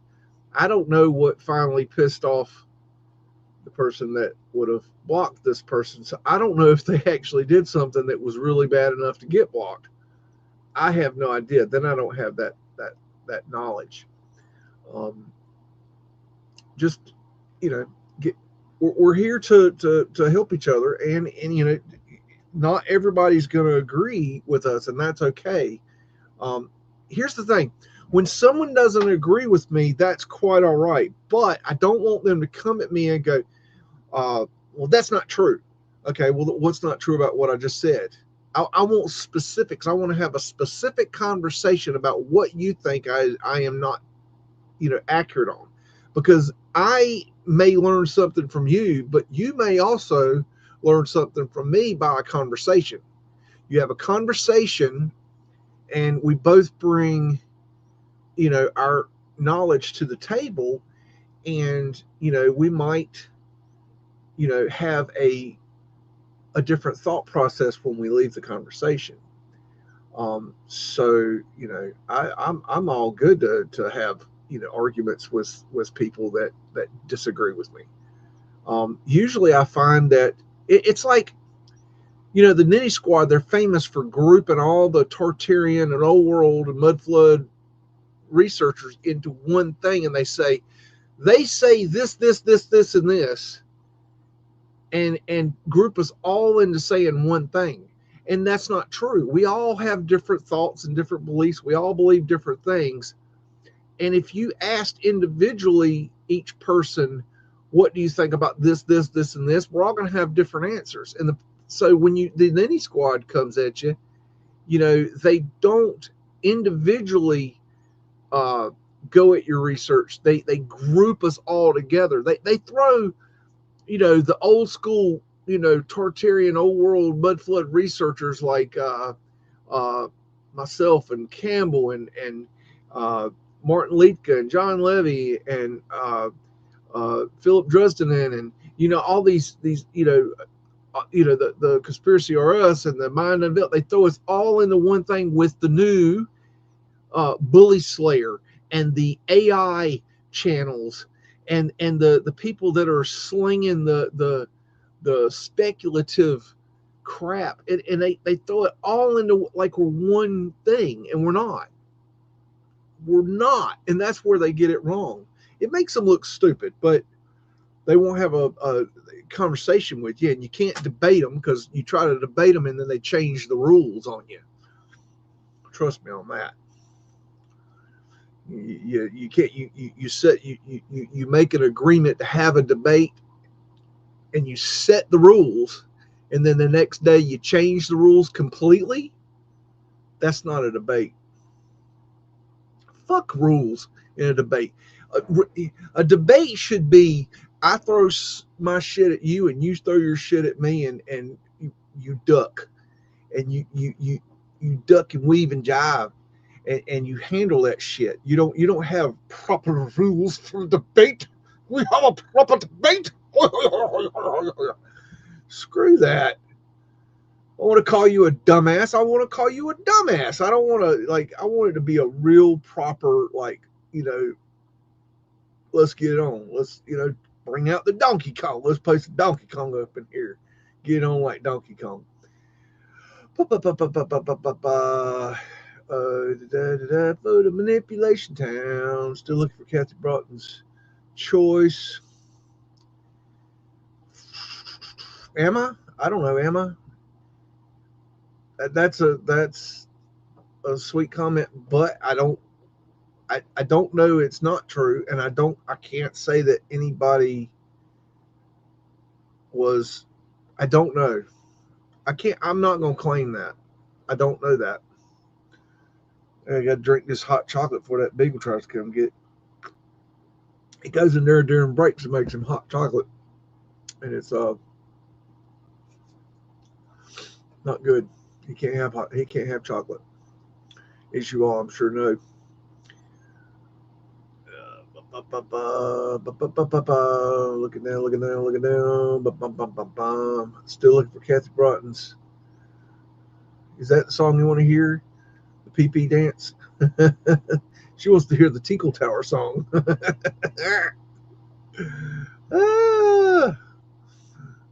Let's see.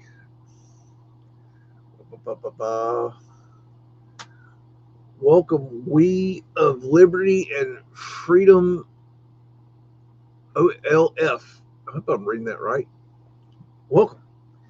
It's a new name. We're a very secret little portion of YouTube. I'm shadow banned like you wouldn't believe, and it's okay.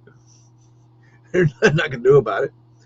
I'll put out a really good video, and it'll go straight up in there, and then YouTube will clamp it and it'll flatline. Nothing I can do about it. They do not let me get out of the gate. But I still do what I do and come up here and provide whatever it is I do. I hope it, gives you somewhere to be on a Sunday night and a little bit of community. Still looking for Kathy Broughton's song. Cannot find it. I know it's in here somewhere because I know she really, really wants to hear Indian Christmas music.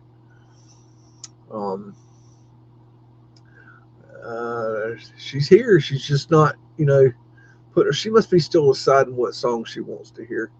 You like that music? Ba, ba, ba, ba, ba. All right. Well, let's get on back into it, you guys. And gosh, there's too many. I can't read all the comments. Okay. Let's get on back into our stuff here. Let me see. Adds to the stage. Go down there. Remove comment, and we're going back into it. Let's start over with this one. The Hotel Chamberlain, Old Point Comfort, Virginia. Let's see what we can find here. We got the bagel situated. Got some Assyric lights. Got Boss Man here. Got Mr. Dandy here. Got some fancy wrought iron, more Assyric lights. These guys are plotting to take over the world. They're up on a boardwalk, it looks like. Maybe this is a pier. I don't know. It's hard to tell. Looks like a dance hall, maybe. Reminds me of the great salt air, whatever it's called out there in Salt Lake that we were looking at last week. If you remember, somebody hanging their drawers out the window. Got arches. That's really nice construction.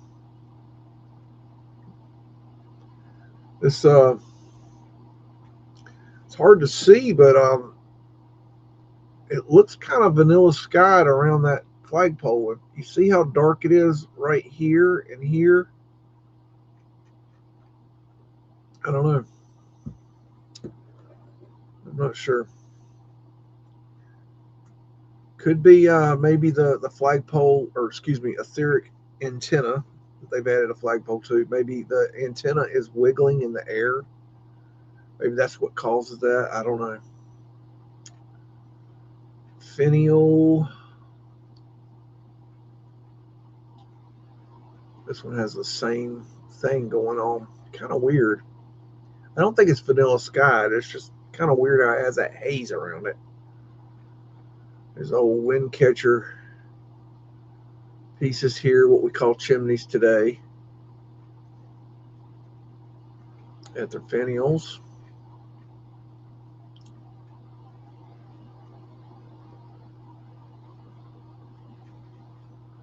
It's a really nice building. I like that. A lot of brick, a lot of wood, kind of combination of the two. And yes, I believe that they did use wood to construct back in the old world. Yes, definitely. Um, and we got Hygiena Hotel, Old Point Comfort, Virginia. Got us a little steam powered boat here. Kind of cool.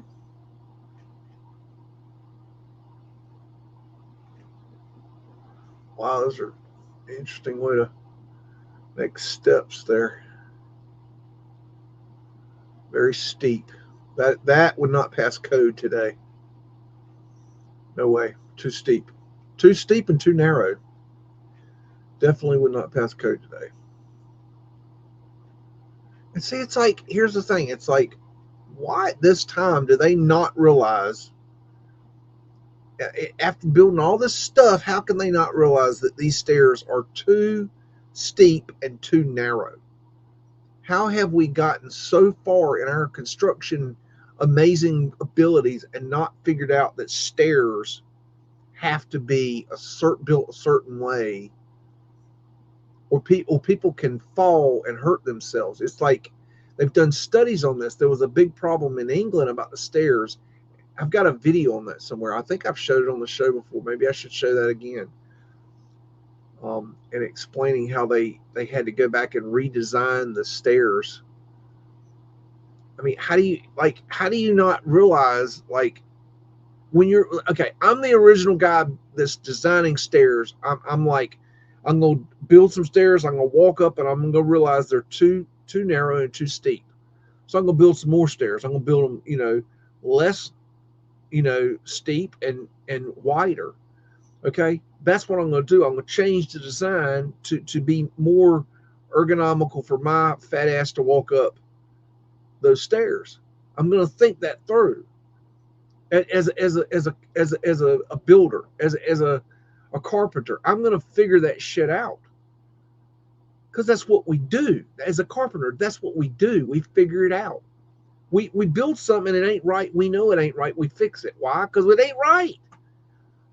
So how are we in this time not realizing it ain't right? Got squatting man right there. Porthole, diamond symbology. At their antenna. Let me get a hit of this hot chocolate. That's good. It's like nighttime coffee. Check out this roof. Wild looking.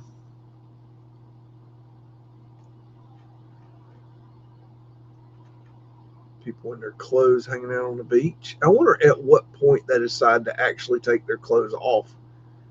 And now we wear strings.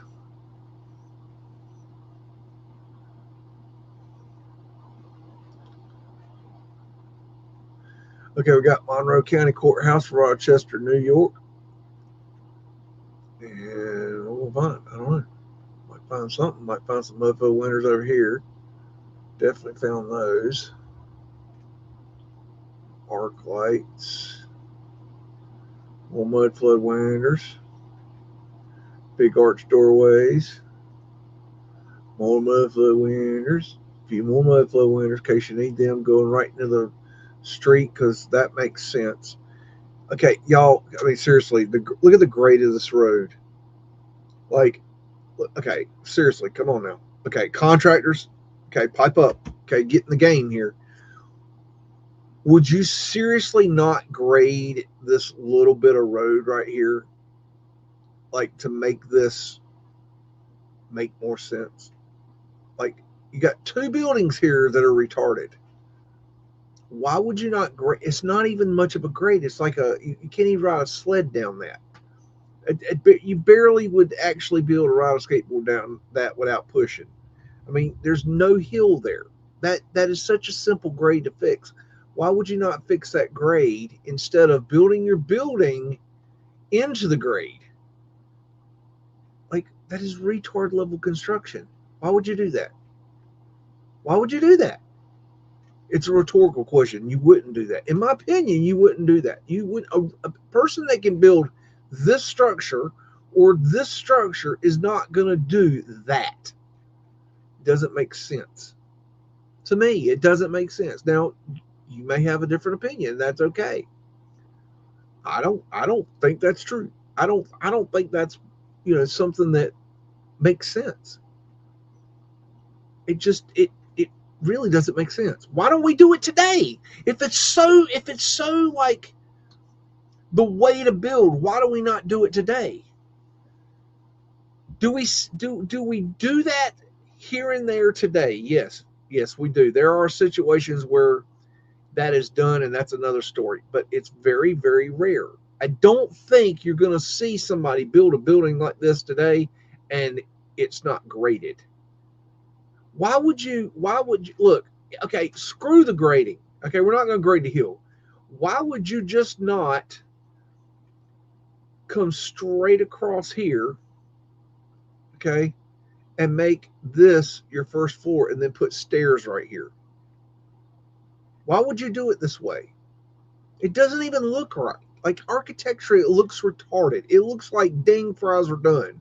Ding fries are done, ding fries are done, ding fries are done, ding fries are done. Would you like a dumbass building with that? That's what we're dealing with. What we got up here in the cartouche? Is that Lady Justice?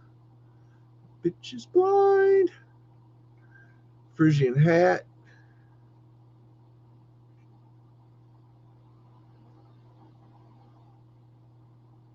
There's that weird cartouche.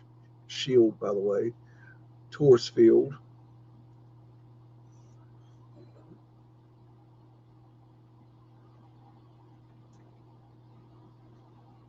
That's some good hooch. Got at their antenna up there. Kind of hard to see the detail. There's your dental right there. Ha ha. Or dog tooth. That's because they look like teeth. Get it? Teeth. Kathy, did you figure out which song you want to hear yet? You need to get on the ball now. Cough it up. I shouldn't have to choose the song. Got a ether finial up here. Wind catcher. If you're new to the show, welcome. Happy to have you.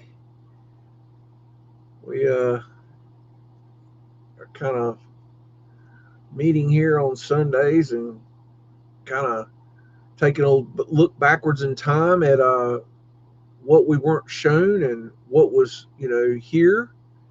And we're looking at high resolution digital scans of glass plate negatives that were taken usually between 1890 and 1910. And the details are quite interesting and very, very telling. Got a cartouche with that weird shield and an M on that. I'd be suspicious of that M though. Oh, got some good looking awnings. There's Fred. Fred must have already dropped off all the bricks. He's on his way to go get another load because Fred brought all the bricks in. Horse and cart days, that's how they brought all the bricks in. But the real question is, did they use natural cement or Portland cement for this building? That is the real question I want to know. Portholes all across the front here.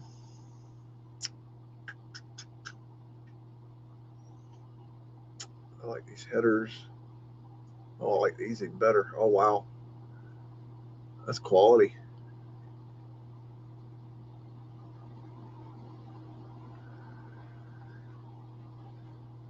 I don't know if you can see the stonework there. Got the keystone, but then you got all these arched stone pieces there for the facade. Really nice. Taurus field. There's Fred again. Fred just gets around. Got a communications trunking tower right there. Big archway. Wind catcher there. Let me get a hit of that hooch. That's good hooch. Thank you, Beagle, for making that hot chocolate. I appreciate that. He's mad at me now. Montreal from Mount Royal.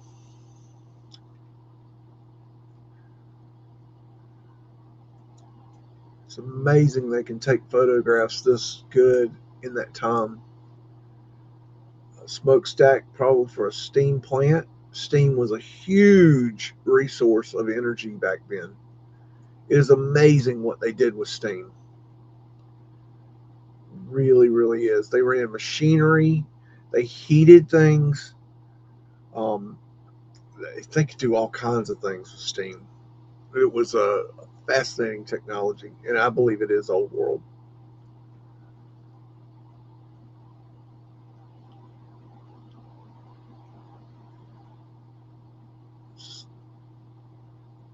Just stuff like it's already here. Everything is already here. There's like, where are the construction sites? Like there should be massive like scaffolding everywhere. I mean, what would they do? Get to this point, stop building, get rid of all scaffolding, and we'll stop all construction projects for taking the pictures. Every time there's a picture taken, we're going to stop, construction and take away all the scaffolding, and we're going to clean up all the job sites. There's going to be no job sites anywhere for our picture because we want to get a picture taken of this building or this, city or whatever. We just don't want anybody to see construction. Then they'll think that we're, not clean, that we don't keep a clean city. So we're going to clean up all the construction every time we take a construction photo. Oh, and then unless we want to take a construction photo, and then we'll show just that. And the only thing we'll show is scaffolding on a building that's already constructed. And then maybe now and then we'll, find a building that's basically a foundation with all the parts sitting there, and we kind of, finish it out. I think that happened too. I think there are buildings that we did construct because they found the architectural plans. They found, foundations already built. They were halfway through building it. They just kind of, got in there and kept building and changed it to what they wanted. I think that's possible too. Why not? Why could there not be constructions halfway through? I think that's possible. Old Benning Wentworth Mansion, Little Harbor, Portsmouth, New Hampshire. Okay. Well, let's see what we got. I don't know what we got here. Look at that big ass lock. Good gracious. Keyhole. Skeleton key lock. This thing is very plain. I'm not impressed by it. You know what it tells me? I'm not impressed by it. Like, I'm not impressed by this in any way, shape, or form. It tells me I don't think we built that. I mean, I think we built it, but I don't think we. Excuse me. I don't think we found that. I should say. Let me get my terminology correct. On the Potomac. All right. Let me see if there's any more data. Data's good. Get that metadata. Back from the Potomac. All right. Whatever. I don't know what we're talking about. Let's see what we got. Got a dude out here fishing, and we got this just stone structure, just back here in the woods, kind of hanging out, doing whatever it does.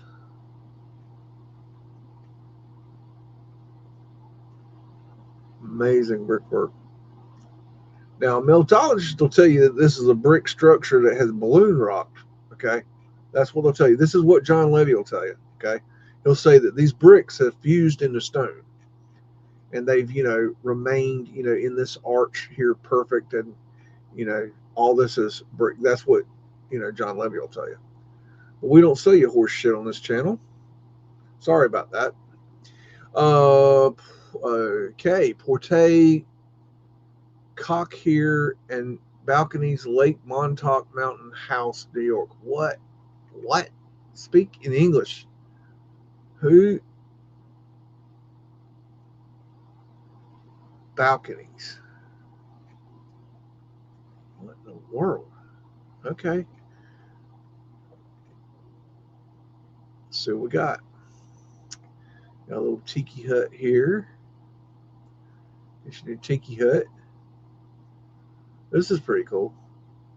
Got their antenna right there in case you need to get some etheric energy in there. Got little etheric energies, finials right there. Up here too. I like this woodwork here. Very nice. Very, very nice. Yeah, get ahead of that hooch. Got a wind catcher up there.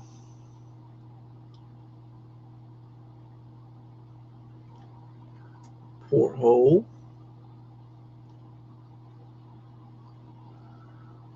Oh, I like that stonework. That's nice. Now, John Levy, now he'll tell you this is brick. This is popcorn brick. Well, excuse me. John Levy has taken the terminology of popcorn, balloon rocking, or popcorn brick, and turned it into bricks that fuse in the stone. He's fancied the terminology up. It's the same horse shit, different name. Like I said, I don't sell you the horse shit here. Not interested. I'm interested in keeping what I do based. Um, that's where I want to stay. Now, I could come on here and speculate till the cows come home, but it's not where I want to be or who I want to be. That's not okay. Speculation's okay, but basing everything you're doing on speculation is not okay. I'm not okay with that. There's a lot of wackadoodle, old world Tartarian things going around out there. Profile house, Franconia Notch, White Mountains. Who is naming this stuff? Look at this fleet of Freds. Gosh, why do you need that many horses to pull that carriage? I don't know. Ladies in uniform. Butter hat dude. He looks like somebody that's straight out of Central Casting.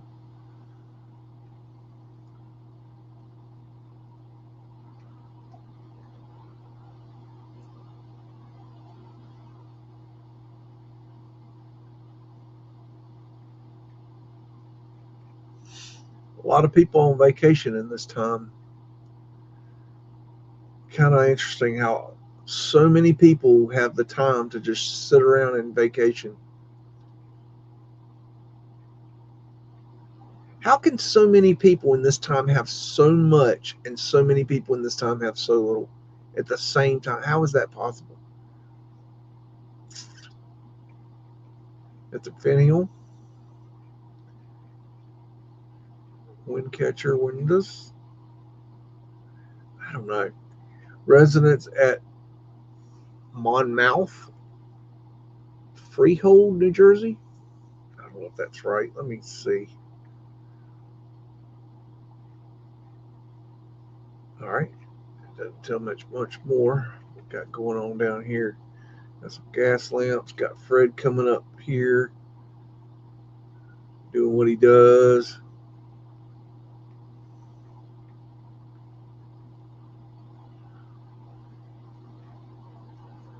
Bum, bum, bum. What we're gonna find, I don't know. Got some Mudflood winter action right down here, right there. Got Etherpinials. There's a wind catcher. We call them chimneys. Etherpinial.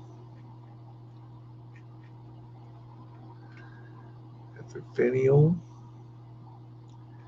These are lightning rods or etherpinials. Could be used as that. Diamond symbology. Etherpinial. Etherpinial. Mudflood winders down here. There's another one right there. So you got a deck here, but then underneath that, the reason they've got that open is because there's windows under that. Otherwise, why would you have it open like that? There wouldn't be any reason to have it open. Not that I can see. Then again, what do I know? Got St. Patrick's Cathedral, New York City. New York City. All right. These big columns.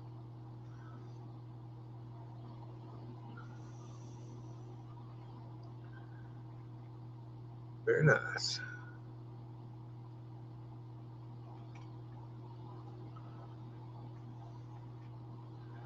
Is that a Christmas tree in the middle of the...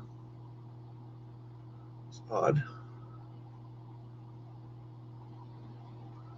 Added some wiring here in case you need some wiring going up your column.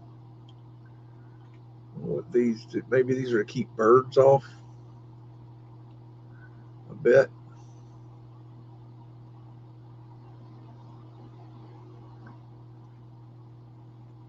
Absolutely amazing.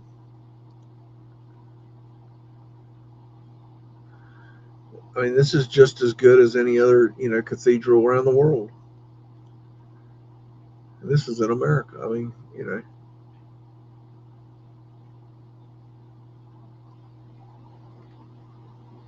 quite impressive. St. Paul's Church, Norfolk, Virginia. And we got it covered all in ivy. Got a cobblestone brick road that's not melted. Got to wonder if this wall is built with Portland cement or what I think was probably natural cement. I think that's a very big deal.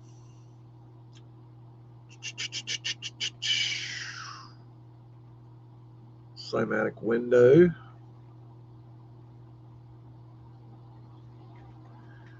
Got your horseshit narrative on top. Diamond symbology.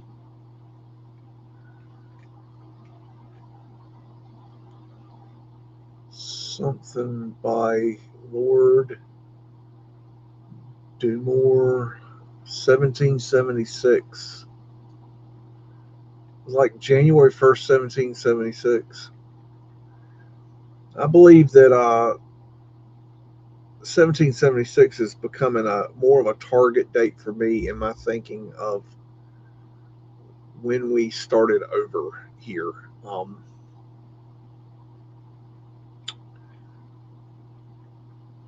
But that's just me. This is a canopy over Plymouth Rock. So you got your official horseshit narrative rock. You got your keep off grass sign. Why do I need a keep off grass sign? What is that about? What is the big deal? What like, if I see a keep off grass sign, you know what I want to do? I want to stomp on it. Just stomp on that grass. Then kick your sign over. Just to piss you off. Otherwise, I would have just walked on the damn sidewalk right here. I don't need a sign to tell me not to walk on the grass. Phoenician shells.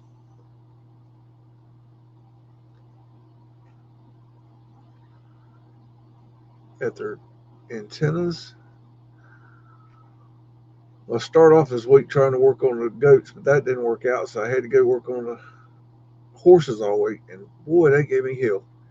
They were so interested in what I was doing, and they were just right up my keister all week. But they enjoyed me. I don't know if I enjoyed them as much as they enjoyed me, but they enjoyed me. They're very curious animals. They're cute and pretty and all. I got them all named now.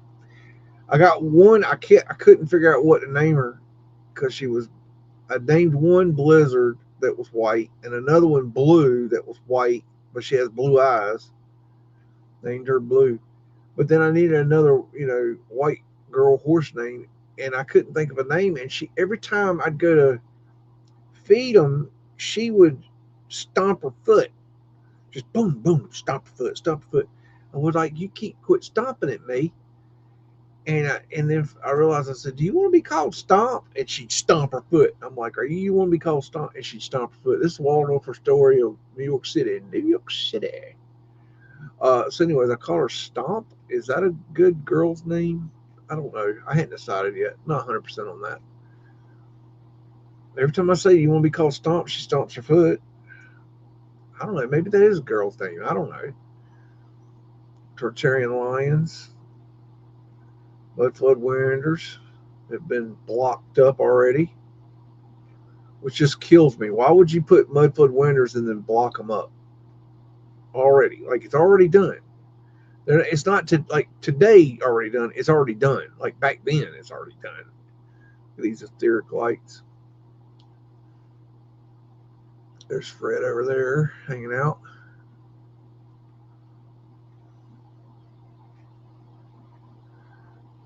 This hotel is redonkulous.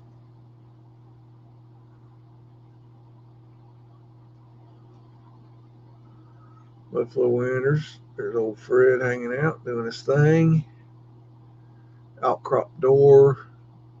All this mud flood action here just makes absolutely no sense. I don't get it.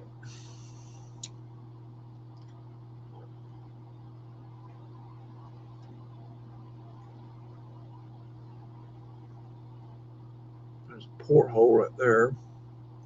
Architectural urns. Ether antenna. Torus fields. There's that double Torus field. That's interesting to know. Look at that wrought iron work right there.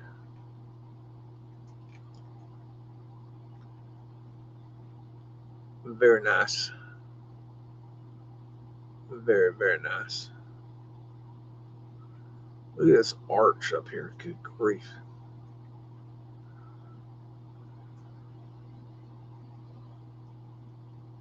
It's just amazing.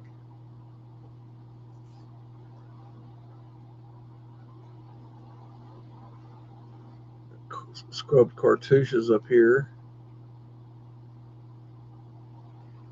There's Tartarian lions.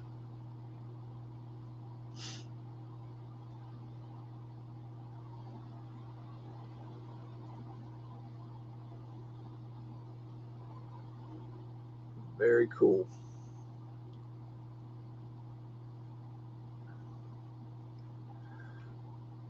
Architectural, ether finials up here. Porthole.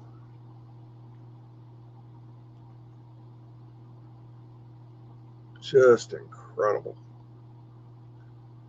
It's so interesting that they put the best pieces at the top. Ether finials, portholes. Like, you can't even see the stuff. It's so high. Tartarian lions. Architectural urn. Just incredible. Ether finials.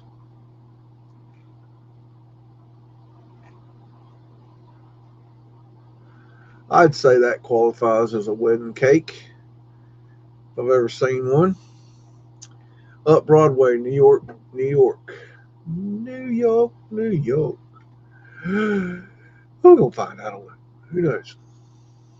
Gonna find Fred. Always going to find Fred. That could be pavement light right there. Possibly.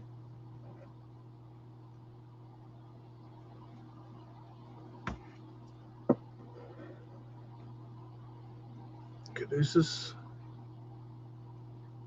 Torus fields. There and there.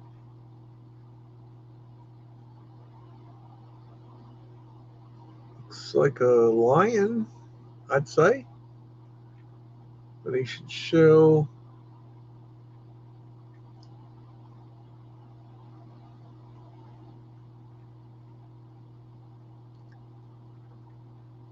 Mercury ball. Etheric antenna. There's another one right there. That's a nice one. Boy, they're pulling some juice in with that thing. Scrub cartouche. Porthole.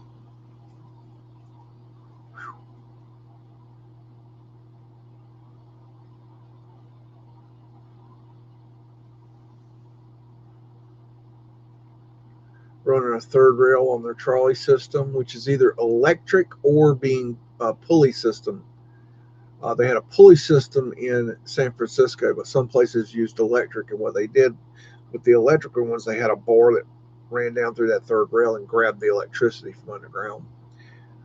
But I can't tell you from above what it is. Lower lift control with a porthole. Got ether antennas up here. Got all these people down here.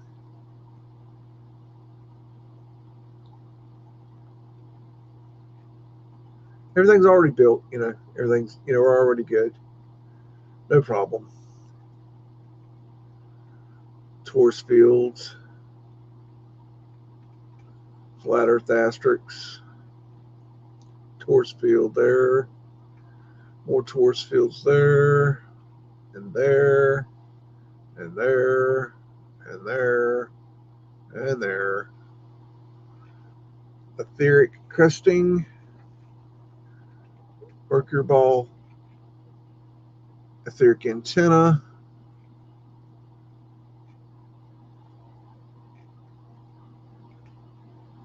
Big arches.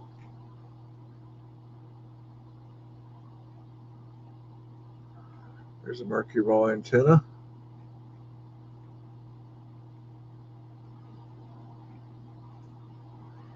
Mercury is very important.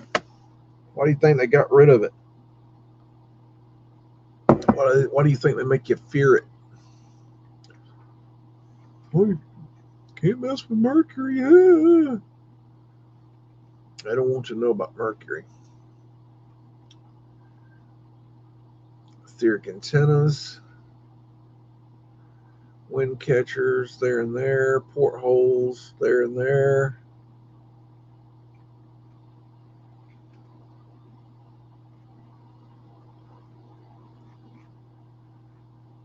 Very nice. Alrighty. And that is the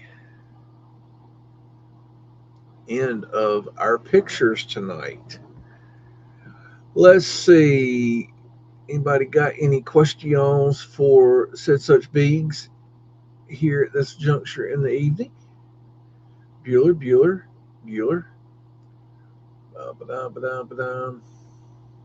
Let me get back up. I'm going to go back up here a little way, see what y'all been up to. We'll start here. What we got? New but old Mudflood.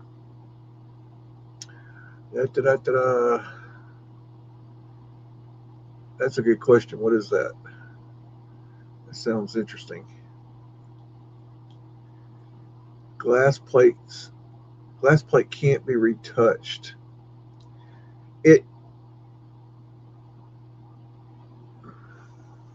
It can be high.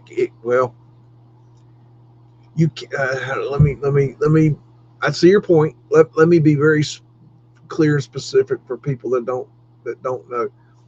Glass plates, they have the colloidin, and they put the chemicals on the glass, and then they take the photograph, and then they develop it with other chemicals, and it creates a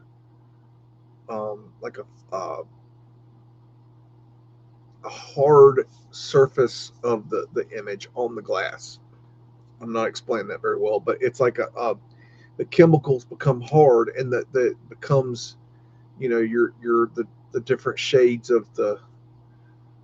It's a negative, but it's on glass. It's sitting on the glass, and no, you can't add more chemical to the glass plate negative and create retouch it that way.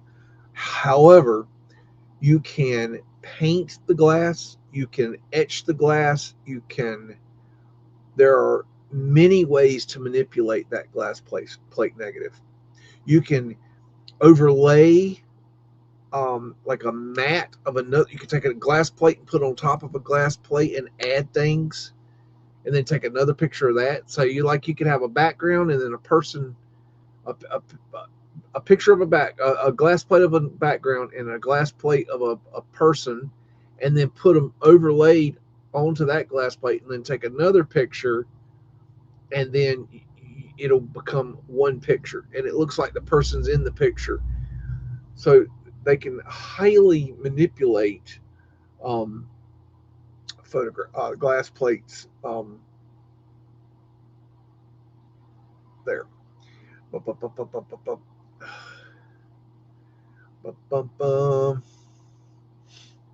You have curved doorways. You have arched doorways. Is it a brick or a stone home? Or even, I mean, they did wood too. Um, when was your home built? Ba, ba, ba, ba. Didn't need mortar. I missed something there. Oh, we're talking about Indian food. I'm not a big fan of Indian food. Basically the entire country of India creeps me out for some reason. I don't know why. It's just one of those things. Their whole culture just absolutely creeps me out. But I'm sure it's good food. I don't know. I just don't mess with it. Uh, he grew up in an old farmhouse built in the late 1800s. 10-inch baseboards. Wow. Square doors. Yeah, they did both. Um, and a lot of times like in the doors, the actual door will be square, but the frame of the door would be an arch. Um, a square door or rectangular door would be a better door than a half of a arch. It's a lot easier to build, but they could build. I have seen many doors that have the half arch, or there's it's an arch, in the middle, and it opens with the curves like that.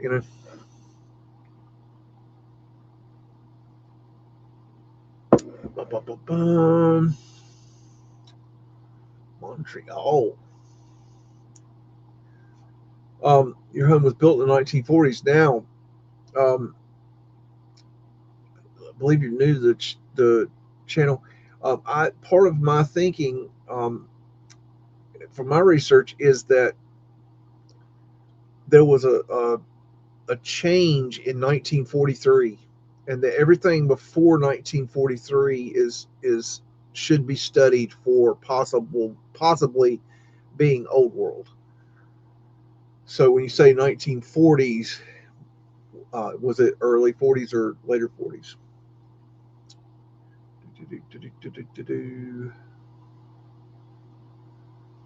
Yeah, it's I look, guys. The elite that control our world, they have technologies. Okay, whatever technologies we're using today, they've had a long time, and so they've been using technology on us for a long time that we didn't even realize was even existed. And if we're getting it now, like whenever we get it, just let's say we're just kind of now getting AI. Okay, well they probably had AI for a long time. They probably had photography for a lot longer than they tell us. They every technology you could think of, they probably had a lot longer than they tell us. They probably had the technology and then made it so they could make like a consumer version that we could use, that they could sell to us. All redwood. Well, that's cool. Now everything that was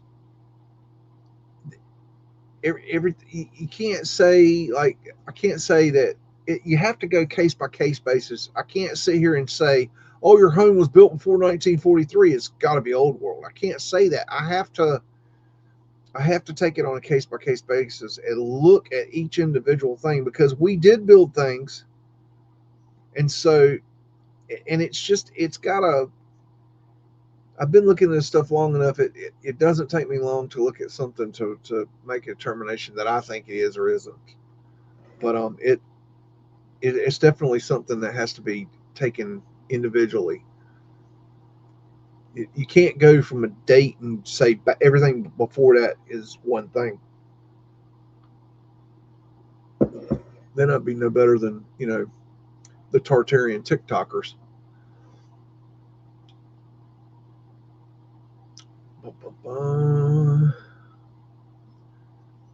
Yep, that's true.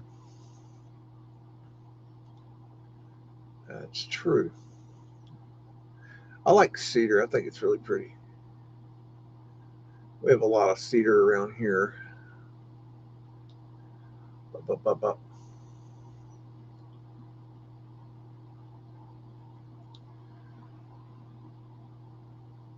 Yeah, I'm sure there were entire committees that were assigned to um, creating the narratives. You got to understand, like, imagine, take yourself back, way back, okay? Let's say 1776, okay? Let's just cut it off there. Let's say that everything before 1776, all that's bullshit. Okay, just wipe that slate clean. Okay, what are we missing if we do that? What are we really missing about American history? Colonial days. What are we missing? What if we just wipe that off the historical book? What are we missing? The Pilgrims. What are we missing? Like, seriously. Okay, and then let's say, the first people that came over here were, elite. Okay, they were from elite families. Okay, they didn't send the poor people here. The poor people couldn't afford to come here. So the people that originally first came here, they were people of wealth. They were people that were connected. They were people that were allowed to come here. Okay, more than likely they knew what was going on. Okay, so they come here, and when they get here, there's all these cities already built. Okay, they get here, they know they're already built. Okay, they establish themselves. Okay, and then more people come, and these. I'm sure there was many first waves of people that came here that were in the know, and they were part of the club. They were part of the Freemasons and the Odd Fellows. They were part of these secret organizations, and they were in the know. Okay, and then at some point they felt like they had enough people over here to do the controlling that were established in the right places, that they could start allowing the lesser people over here. And when they came over, they were checked in through Ellis Island and places like that, and they were routed, and kind of, it was like you couldn't just like come over here. You had to check in. It's not like today where you just walk across, the Rio Grande. Back then you had to check in. Okay, and then they get in and they walk in and they've got all this architecture already built, but they're not asking questions. They're not in the know. They don't know anything, right? They just think people before them have built this. And the first thing they're not thinking, my gosh, who built all this? They're thinking, I need a place to eat. I need a place to sleep. I need a job.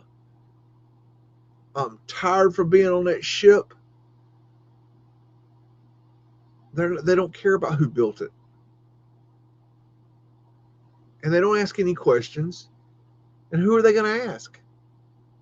They're nobodies. Okay? Who are they going to ask the upper classes? Hey, did you build this? No, they don't even talk with upper classes. The upper classes won't even wipe their boots on them. Okay? So they're not transferring the knowledge. They're not even having to hide it. It's just already there. They're not questioning it. The only thing they're concerned about is making, their bread and butter. Okay. And then the story goes, yeah, when I, the histories then get written by the elite, and then they just teach this stuff to each other verbally, and then at some point they come up with the American education system, and they start indoctrinating us, and we learn the mainstream narrative, and they drill it into us. Like, but where's the proof for any of this? What is the proof? Like, where's the proof? A book, okay?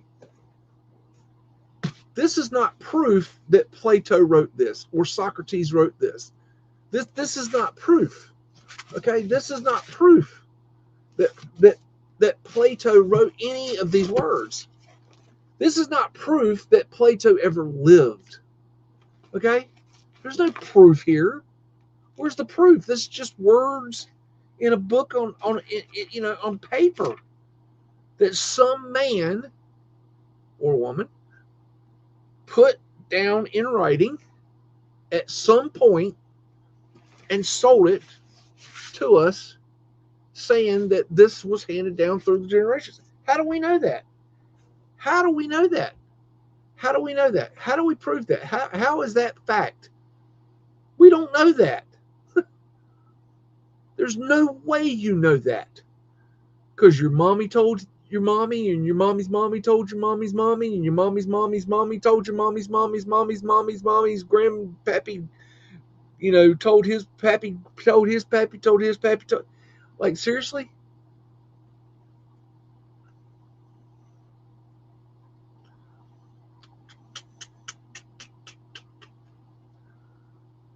Probably aluminum when the frame's freezing. What's going to be a big problem in the future is vinyl. Like vinyl everything. Such junk.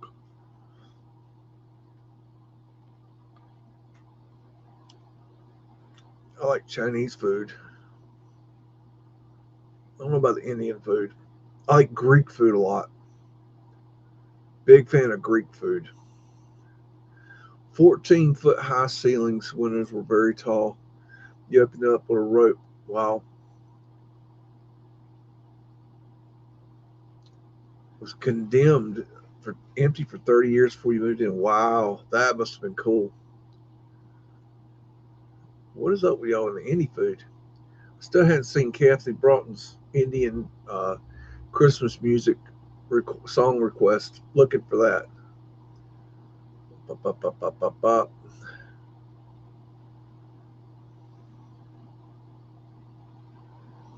Da, da, da, da, da, da. Ba-ba. Sure did. We're a John Levy free channel now. I can't be a part of that no more. I can't do it. I don't agree with that thinking, and he won't have a discussion about it. So we're just gonna separate ourselves from we'll separate the wheat from the chaff. He's a sinking ship, and I'm not gonna be on it. Yeah, he I've never heard him say balloon rocks, but he definitely calls them bricks fusing into stones. That's his terminology. He thought that he could get away with rewording it and sounding more intelligent. It's the same thing, because he knew that balloon rock and popcorn brick sounded like ridiculous, and so many people just accept what he says and don't even question it.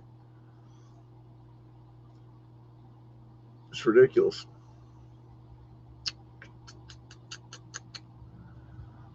Blasting through your comments. Let's see.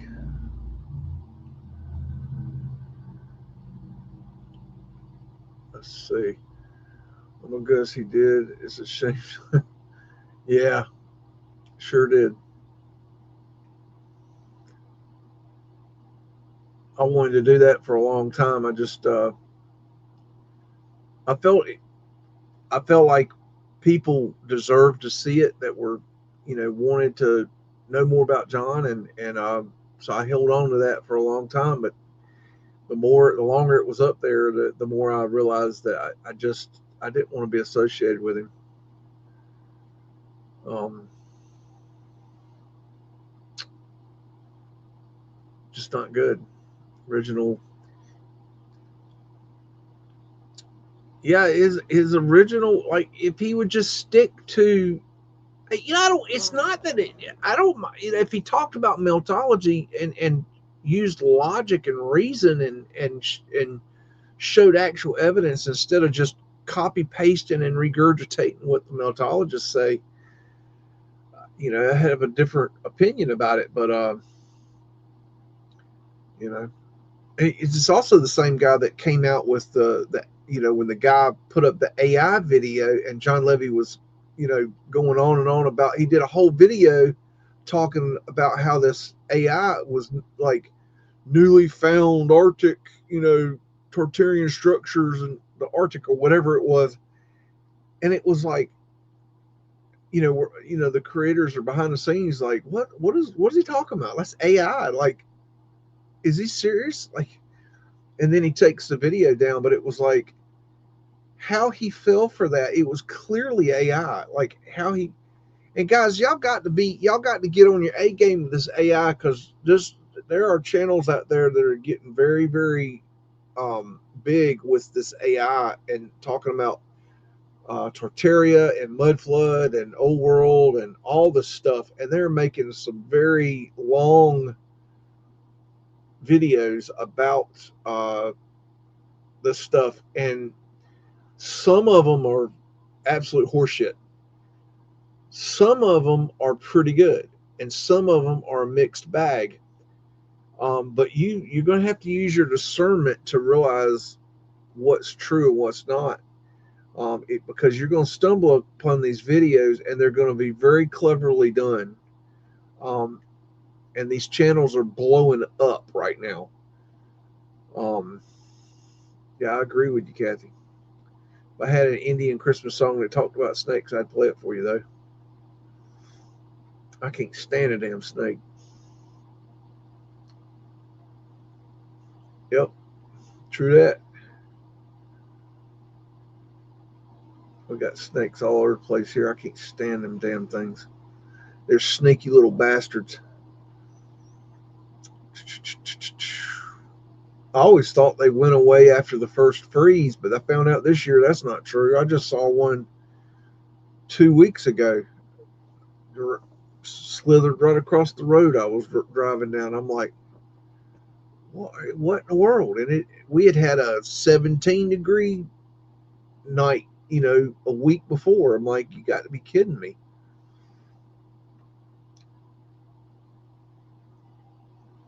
Yeah, we got cicadas here, cottonmouths. Yeah. Yeah.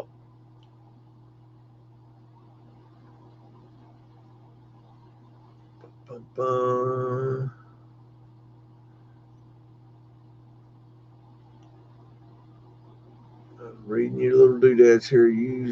Let's see.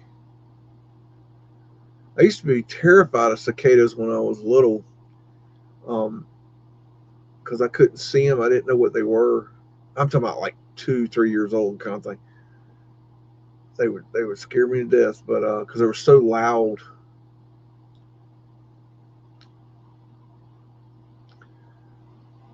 I like them now. I love the sound of them now.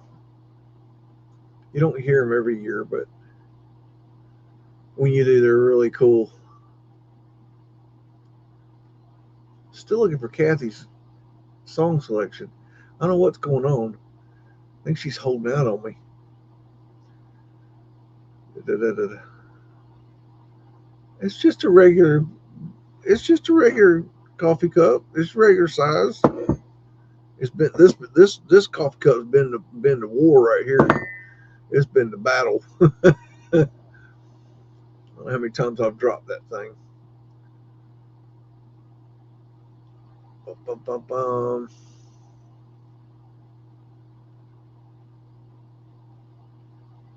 Let's see. It's very unique. I think man and women who built was inspired. He collected many old books. We're in a library to a retired school teacher. All right. Let's see. I'm gonna I'm gonna move on down here. I've been watching the been really enjoying the show The Great, which is a series about Catherine the Great. Been really enjoying that, and so in for that show in let's see here. I want to share the screen. I wanted to go and just look at St. Petersburg, Russia, and just Russia is so close to where Tartaria was. It's like the architecture I think here is like very, very close to, almost like what Tartaria more would have been like if we could actually see, Tartaria, and it wasn't blown up. I think it's quite possible that it was in a lot of ways like this. Now, I don't like what Russia has done with all the paint on the buildings. Um, I know they're going for an aesthetic, um, but I think it really takes away from the architecture. But that's just a personal opinion. I'm sure they would probably disagree with me. But I'm a kind of a purist when it comes to my old world architecture. There's a porthole. Um, but Russia is just absolutely slam packed, like to the brim with old world architecture. And the history of Russia is just ridiculous. I mean, like, no, we don't have time for that. No, we're still doing show, big mouth hound, Mr. Squealer McGee. Um, the the Russians, their history is very interesting about how they hush now. Got Mudflood dropping right there. You want a biscuit so you'll shut up? You know we're busy. You know we're trying to do show here. Here, put this in your pie hole. Put that in your pie hole. Right there. Just take it and put it in your pie hole. There you go. Stuff that. Stuff that pie hole, son. Stuff that pie hole. So, um, their history is like, it's like they're poor holes.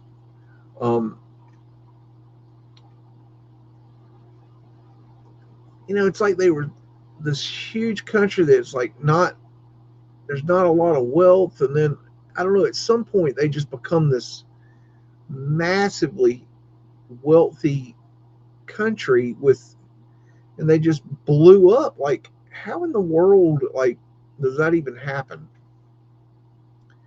And then, of course, and it's also hidden because, the growing up here now, I don't know what it's like in other countries. Y'all might, in other countries might have a different opinion about this, but like growing up in America, we were, taught that the Russians were our mortal enemy, and that that they had everything was bland and tasteless, and everything was the same, and it was just all one one thing, and everybody ate off the same block of cheese, and just all absolute horseshit. There's a fleur de lis right there.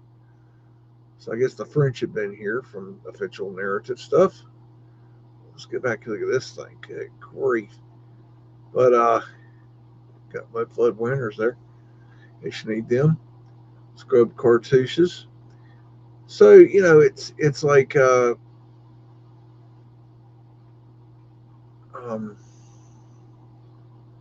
ooh, you know, we were just taught that, like, my thought of what Russia was like, hush, is that it was, you know, very, you know, communist and um, hush now, go, hush, don't start that shit tonight, and break my concentration about what I'm trying to think about here. Um, and look at this, just the details. Um, they Torres Fields. Um,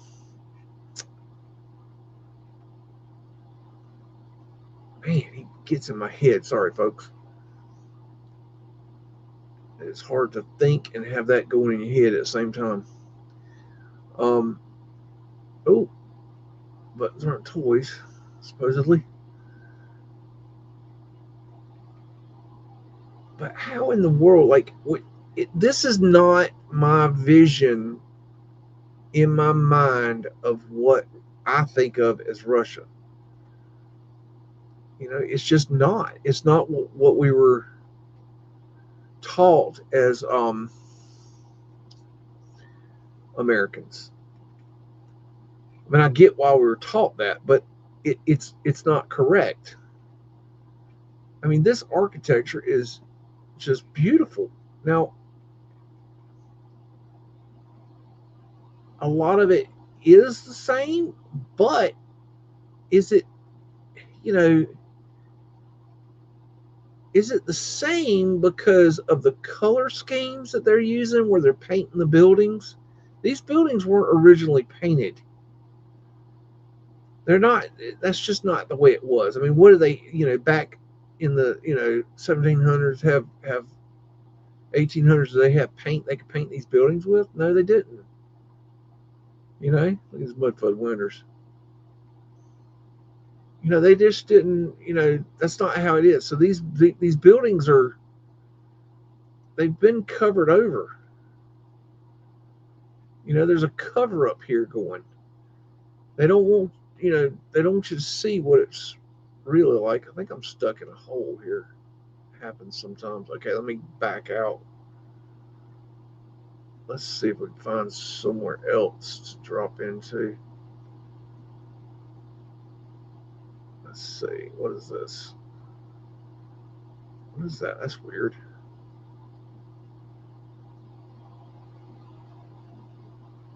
Huh. I mean, just look at all the changes they've made. Everything painted. I think I got another daggone. Come on now. I know you got it. Ah, you aggravating thing. Ah, you get stuck in Google. It's like you got to fight it to get out. Let's see what this is.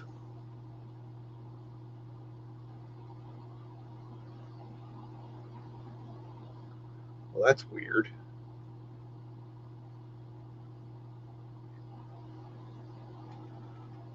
Mudflood Winters back there.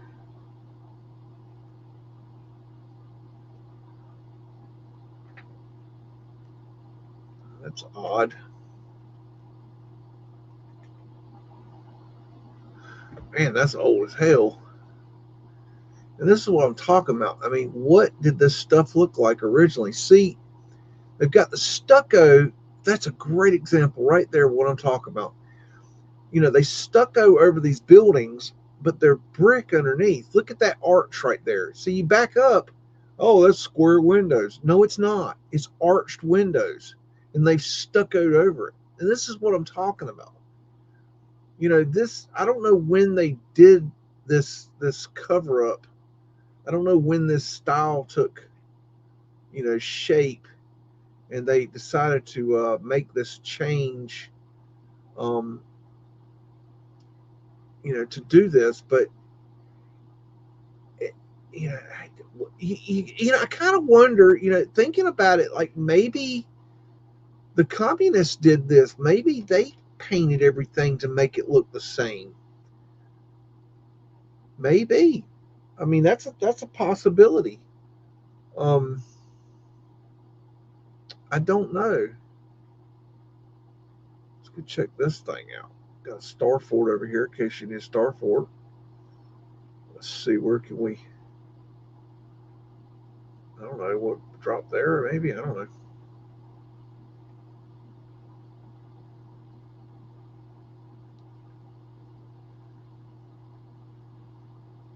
I just find it very interesting that everything's painted in this color scheme of everything. Like, what did this church look like originally? I don't think it looked like this. And who did this? I don't know. I don't know the answer to this question. Who came up with the idea to paint Russia? Because whoever it was doing a cover up. Double-headed eagle.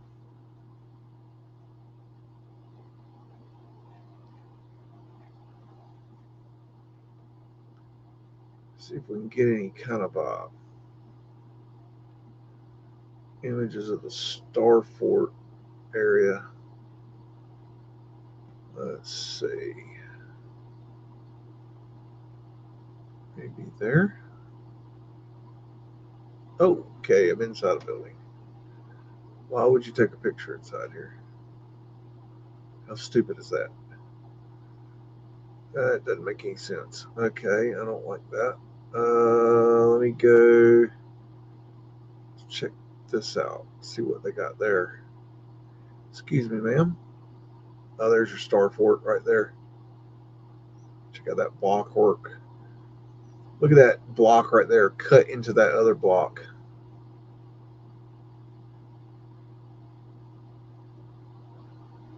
Classic Star Fort. Why are we building the same type of architecture all around the world? Star forts. Why is that? What's the logic behind that?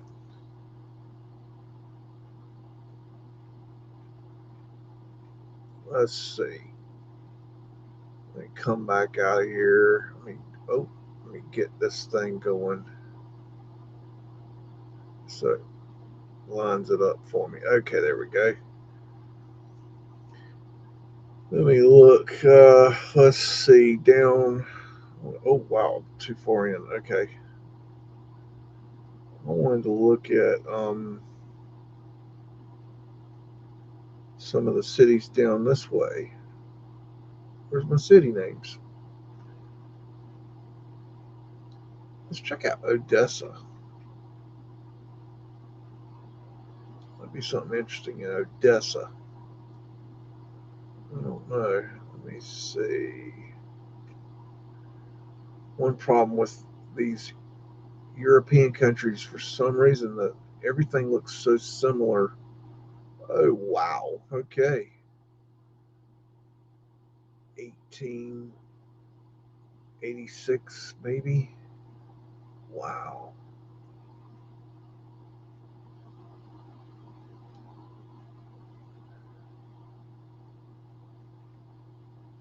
Very cool.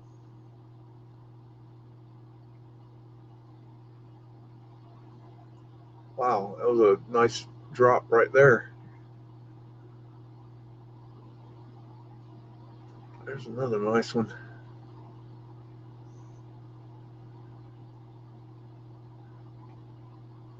It's just everywhere. Very good camera work here. Oh, I want to go back and look at that. Oh, nice.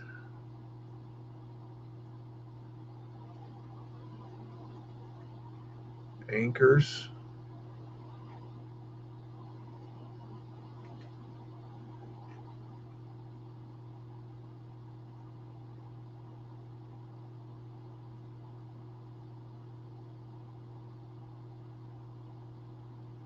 Go up here. Why not? I don't know where I'm going. I'm driving though. I'm just driving around town, checking out old world sites. There's an oldie. But you know, we it's hard to see.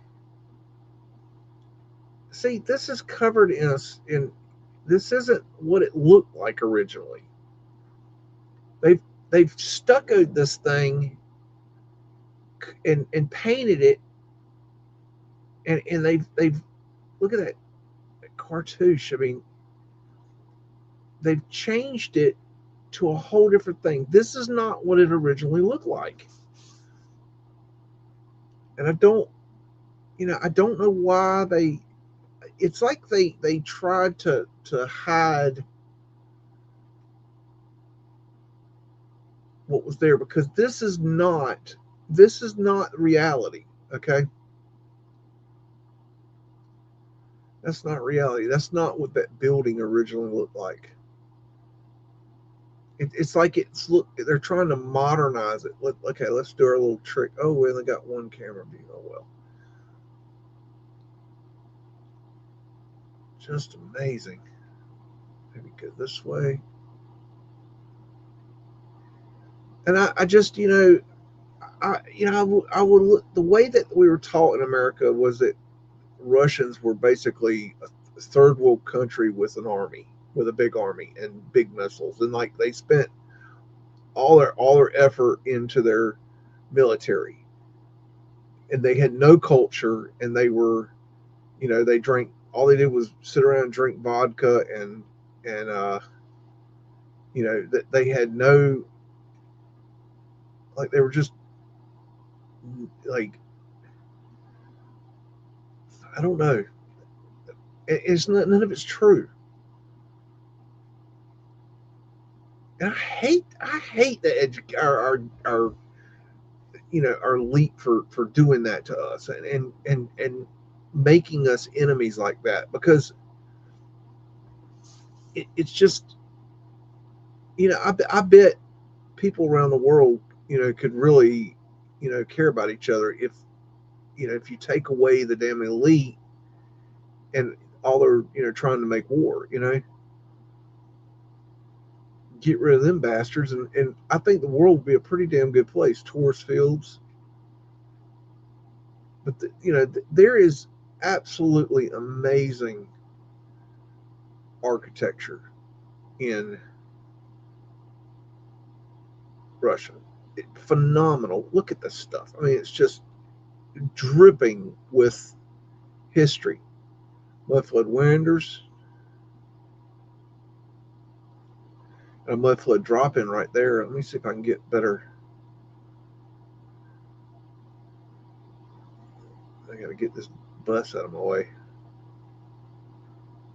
See that right there? Mudflood drop in.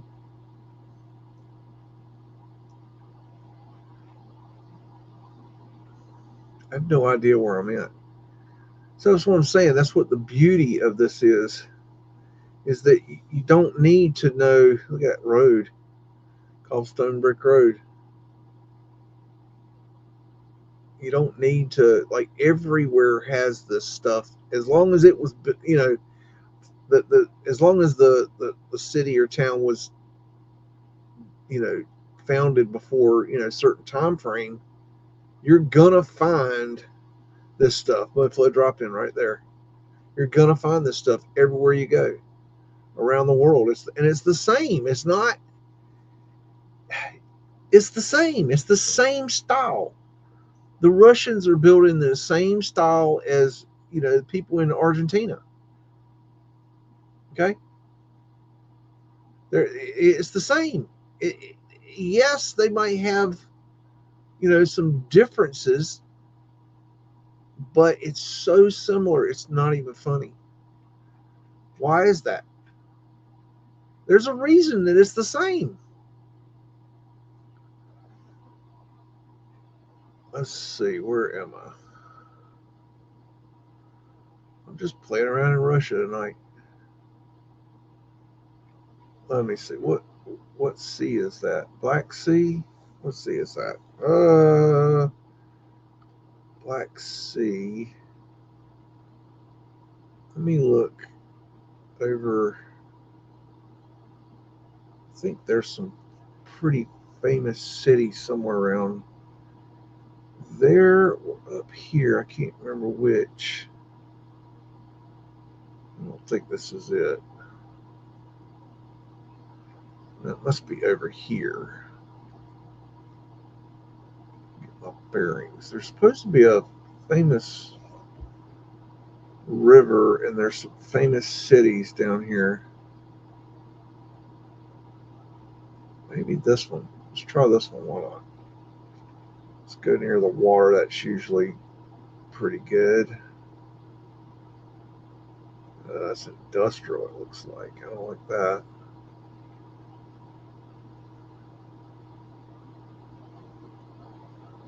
It's kind of odd. I don't know. This might not be a good choice. I don't know about that. It's kind of hard to say. I'm not seeing anything that. I'm trying to think of there's some original cities that were very big. I can't remember what they're called though.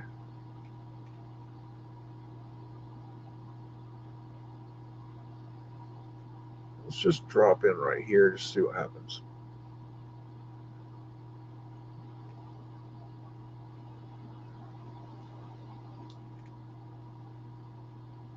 Huh.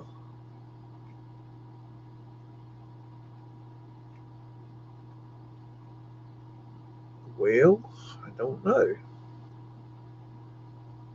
Doesn't look too good here.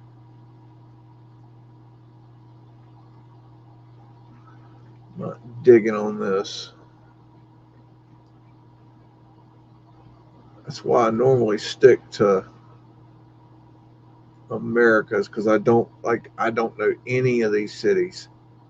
I mean, obviously I know Moscow and St. Petersburg, but I mean, is this even Russia? I don't even know. It looks Russian. This is like a. I mean, how? There's so many people. It's like, how in the world? Like, where? Who? Like, how in the world can humanity build so much shit? How is that possible? Man, I can't. I'm not finding anything I like. Wish I could remember these. There's Ukraine. What's in Ukraine? I don't see anything. All right, I'm striking out here. Let's go look in Tartaria. You know what was here? You know, I mean, look at this right here. I mean, that is definitely electrical discharge of some sort.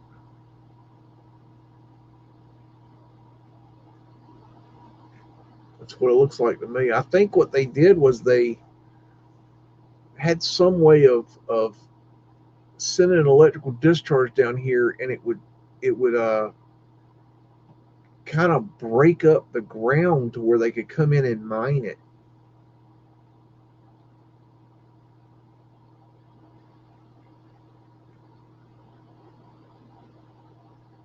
There's one area over here that's yeah, I think here it just looks like bombing runs happened. Like they just bombed the ever living shit out of this place. Look at all this. It looks like a war zone. Like they just literally, bombed them to, Kingdom Come. That's really what it looks like to me. I believe this is, Tartaria. I bet you a nickel there were big cities here. I mean, look at that. Does that look natural? I don't think that's natural. That really, to me, looks like something went. It like another thing is look at how it's like. Look at the shape of them. They look like the bombs came from this direction and then spread. Like the bombing runs came from the north. They boom, boom, boom, boom, boom, boom, boom, boom, boom, boom, boom. I think quite possibly that they bombed the ever living shit out of them in some way, shape, or form. Just a thought. What do I know?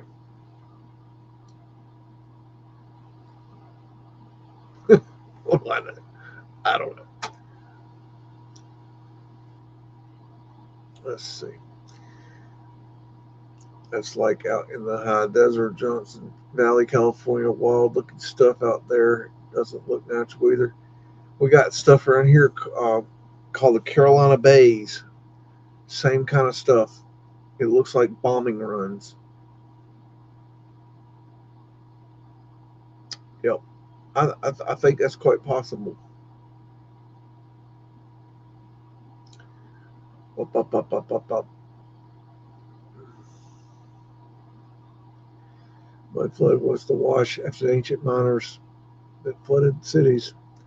You know something that I was watching some video this week, and they were talking about how the mud came in with the Great Flood, and I'm not on board with that, and I'll tell you why.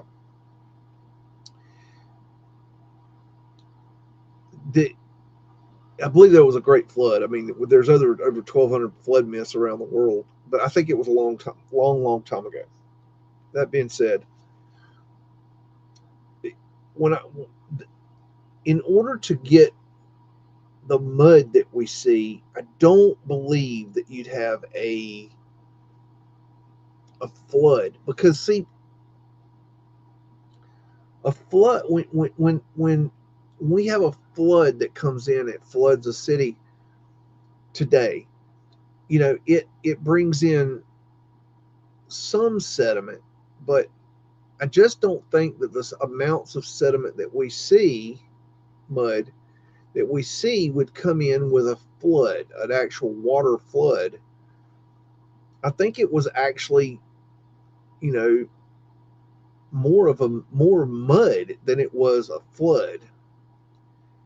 I just don't. It makes like sense why people believe that it was a flood, but I just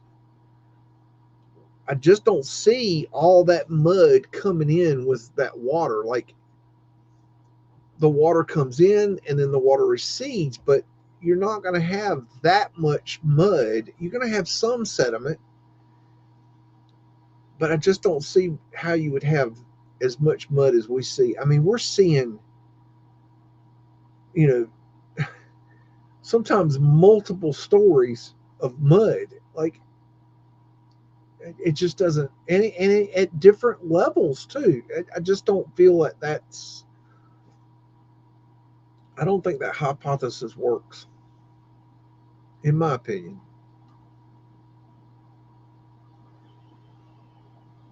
I don't know.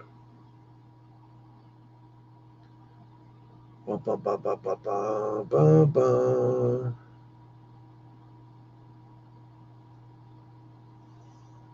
NPCs lay around while the rest of us work. That's how it gets built. Gotta love the NPCs. They serve a purpose.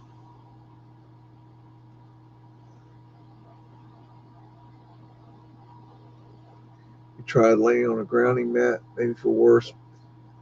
Um, I didn't. I tried a grounding mat. I didn't feel like it was helping me either. Maybe it wasn't the right kind of grounding mat. I don't know. But what I do every day is every morning when I walk my dog, I go barefoot, and I walk my dog barefoot, and I just ground every morning while walking the dog, and that seems to help. I like that.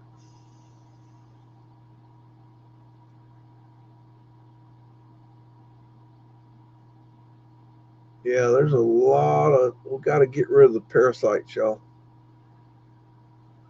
I just did a parasite cleanse. I think we all need to look into that. Um,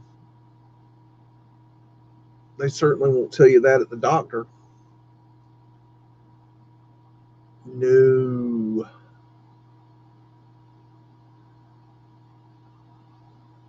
I had to go to chiropractor when I was young. Young, I had some sort of, I forget what happened, but I had a problem with my neck and I had to go to chiropractor. But it was funny. I'd go to chiropractor. I'd feel like $1,000,000 that day, and then I would go back to hurting. Like I don't know. It's not permanent. Barefoot in the grass. Yes, absolutely. I think so too.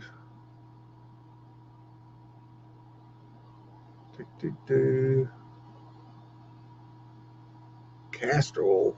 Oh, I don't know about that.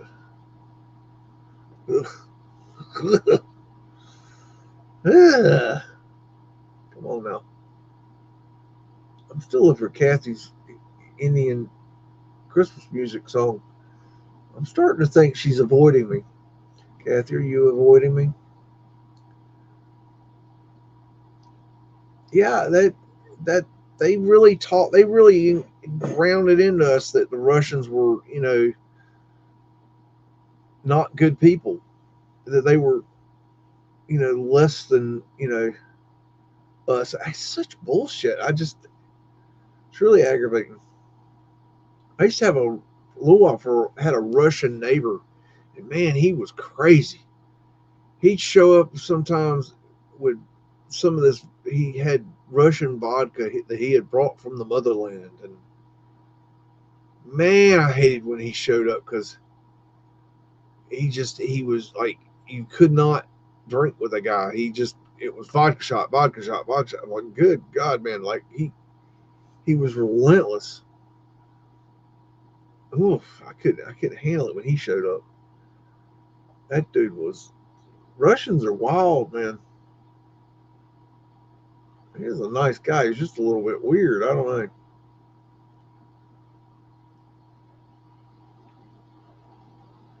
know. Tried sitting in a salt room. I've never tried to sit in a salt room. I tried putting salt in a glass, and supposedly it draws out the negative energy. I don't know. I use organite all around the house too. I always have organite around me. I got a piece up here, a piece there, piece there. I got organite everywhere. Got organite. Here's a piece. This is an old piece, really old. I don't know if you can see that real good. It's beat to hell. Beat to hell. It was a pendant, and that was a good piece of organite right there. Nice piece of organite. I got all kinds of crazy things like that. Hold on, now be careful with that one. Throw it off. I forget what this one's called. I got this crystal here. Pretty cool. I forget what kind it's called. It the tip broke off of it.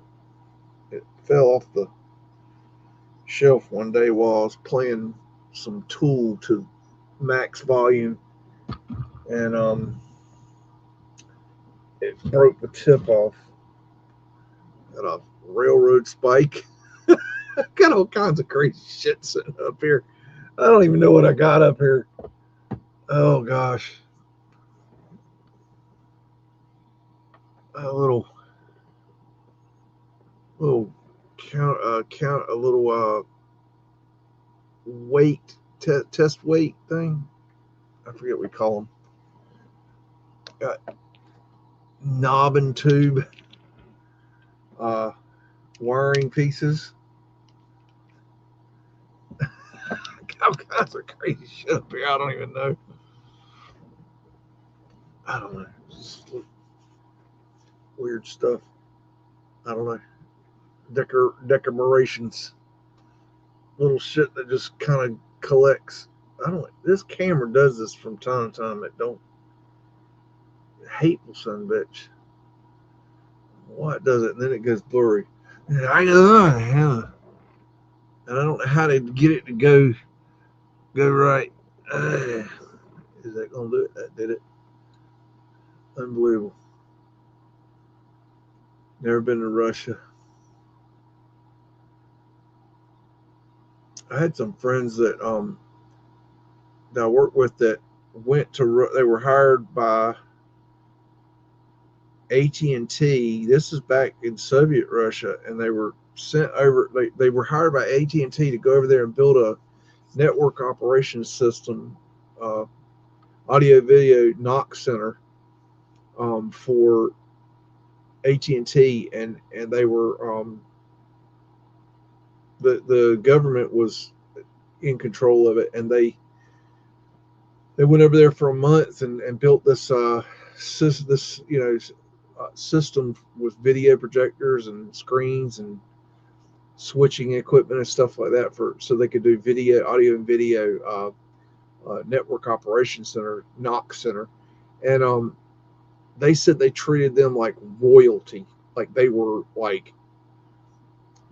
anywhere they wanted to go, they would drive them. They everything was paid for. They were in the fanciest hotels, and it was all top shelf everything.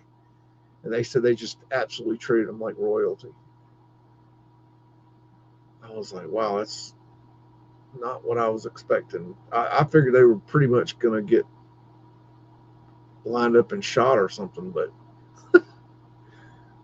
it's so sad that we're taught these stupid ideas about other countries, and none of it's true. It's horrible. Man does not want to kill man. That's a fallacy. That men do not want to kill other men. They have a big problem trying to get people uh, to actually pull triggers. You know, that they go to a lot of efforts to get them to do that.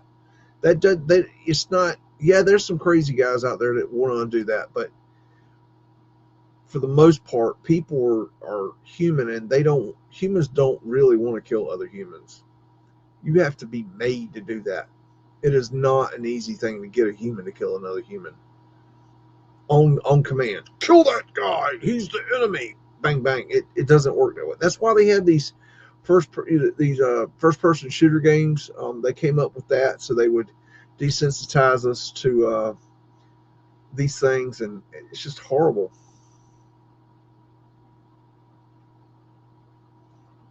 It's ridiculous, but you know we have to rise above that.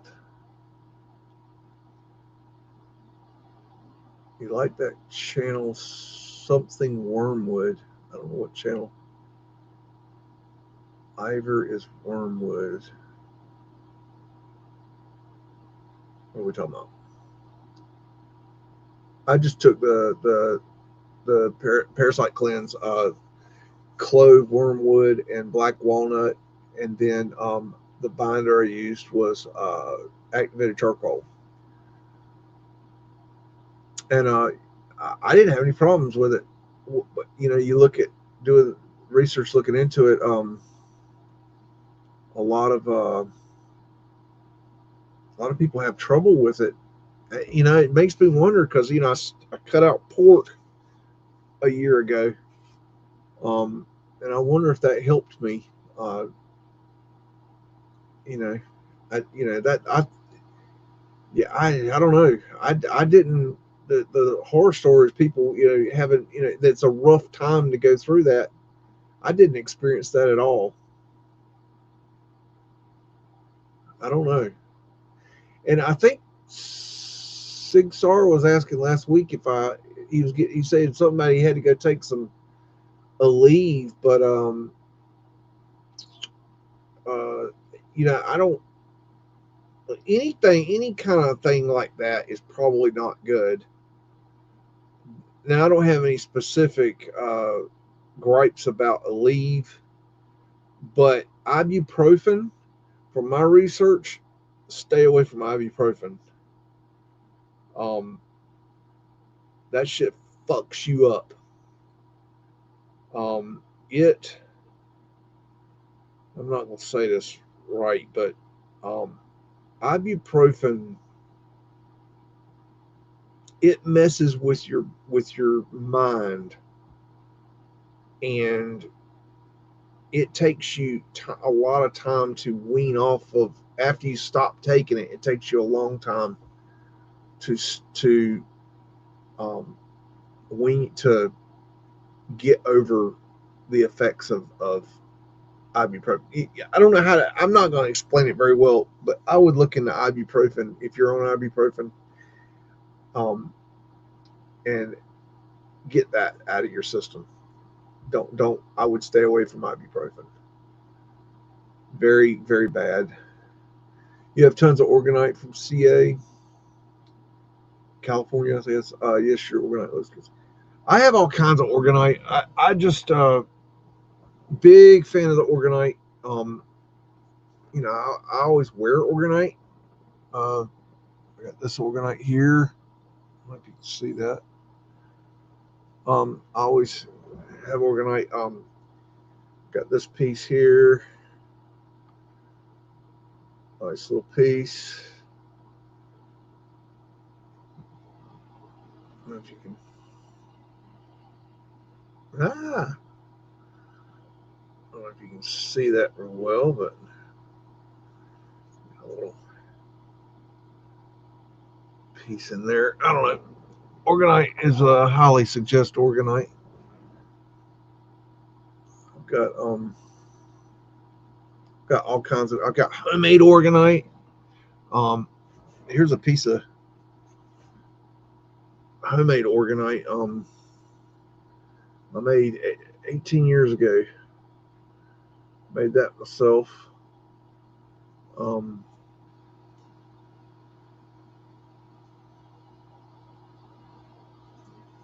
cool stuff though. Love me some organite.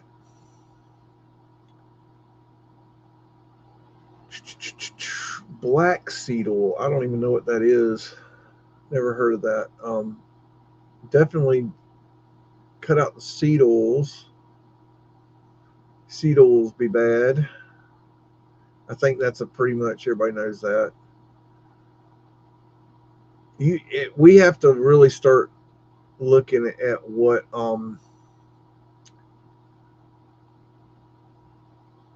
we put in our bodies. It's they're trying to really hurt us. So we got to um, we need to start reading labels. We need to start thinking about what we're feeding ourselves, feeding our families. Um, we, we just got to do it, y'all. Rush subways is what woke up Philip Dresden. Philip Dresden, and as far as I'm concerned, is the GOAT. He is the OG of Mudflood research. Now, it's questionable whether or not he actually is the OG from the standpoint that um, Google search results will show that he is the OG, that he is the original person that mentioned Mudflood. But that doesn't mean that somebody else wasn't talking about Mudflood, or maybe not calling it Mudflood. Maybe there was some sort of they were talking about this sort of thing before him, um, and we don't know who that person is, and nobody else has ever claimed to be or shown to be the OG of the research. So as far as I'm concerned, Philip Dresden is the OG of mudflood research. Um, that's my opinion. Yes, no ibuprofen. Yeah, I would look into, if you're taking ibuprofen, I would definitely look into that and get that out of your system. It really, really messes you up.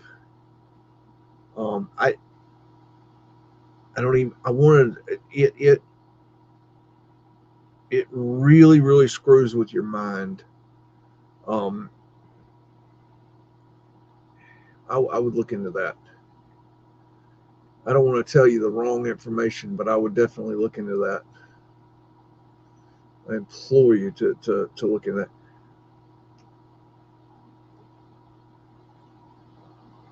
Yeah, there's a lot of 3D meats out there. I don't know why this camera's weird. Knock you out, camera. I don't know why there is a lot of funky meats out there right now.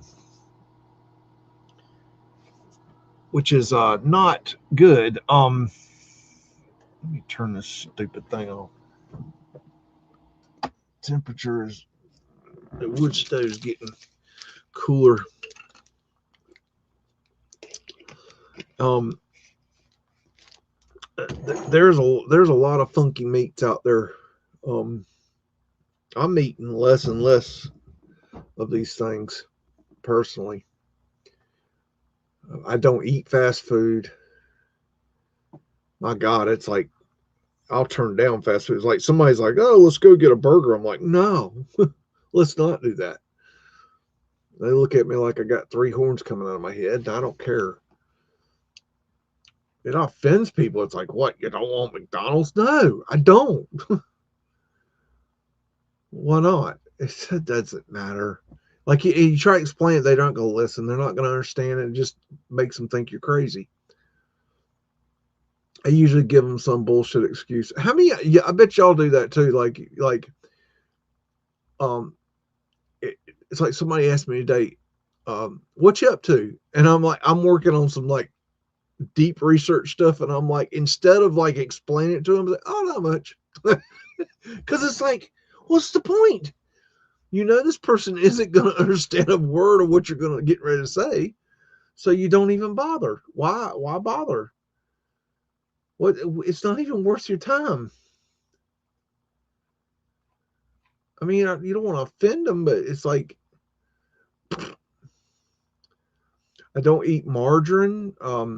If you don't understand about margarine, I don't eat much butter either. Every now and then I have butter. If I'm gonna have anything, I have butter. But I don't like use much. I use mainly my go to these days is avocado oil. I love that shit. That shit is like, and you got to get two. I get one is just a regular avocado oil in a bottle, and then I get a spray avocado oil. It's non-aerosol. It's just a pressurized can. So and that stuff works so good, and it doesn't change the flavor of the food like olive oil, and it um I just really like it. So I highly suggest the avocado oil. It's expensive. It's a little it's about $11 for a bottle about yay square and about yay tall. Um, it's expensive, but it's like I guess it's more expensive than probably more expensive than olive oil. I used to use olive oil, but now I've gone away from it too.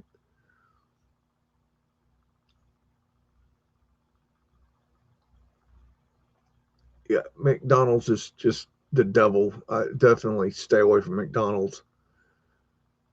I forget how many ingredients. It's like 50 ingredients in the chicken sandwich at Chick-fil-A here, which is a fast food joint here, and they make these. Well, they're pretty damn good, but I mean, I don't remember. It's been many years since I've had one, but it's like there's like 50 ingredients in a chicken sandwich. Like seriously, I don't think I want any of that. KFC, I cannot stand KFC. I haven't been to KFC in a very long time. Their food is so nasty. Matter of fact, it's just pretty much fast food. I'm just not eating it. I don't even know. I can't even name a fast food place that I would actually go at this point.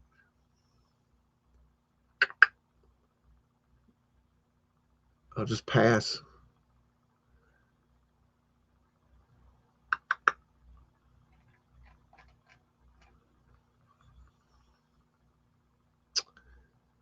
I have not seen that. I did see that. I didn't watch it, but I did see. Old World Florida did a video with the guy's name. I think his name's John. Anyways, the co-director of the documentary Christspiracy, which is a very interesting documentary if you hadn't seen it. You can watch it free online. Just search Christspiracy, and they have it free on their website. You can learn a lot there. And ignore the name Christspiracy because I think it's a terrible name for the movie. I don't think that the I don't think I don't think they, I know why they named the movie Christspiracy, because the guy that did it, every one of his documentaries is like Seaspiracy, Foodspiracy, I don't even know, but like everything's spiracy. So it's like he's got a thing, but the Christspiracy, it doesn't really, it's not a good title for that movie. It's about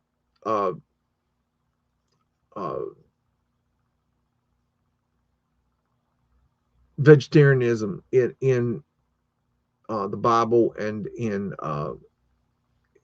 basically he's the nuts and bolts of it is their argument is that the Jesus character was not trying to he was trying to stop the animal sacrifice in the temple, and that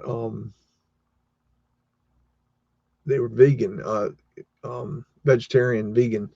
I don't know. It's just really got some interesting thoughts in it. I would check that out. I know a lot of you get up in arms about meat, and I guess I used to too, but I'm over that.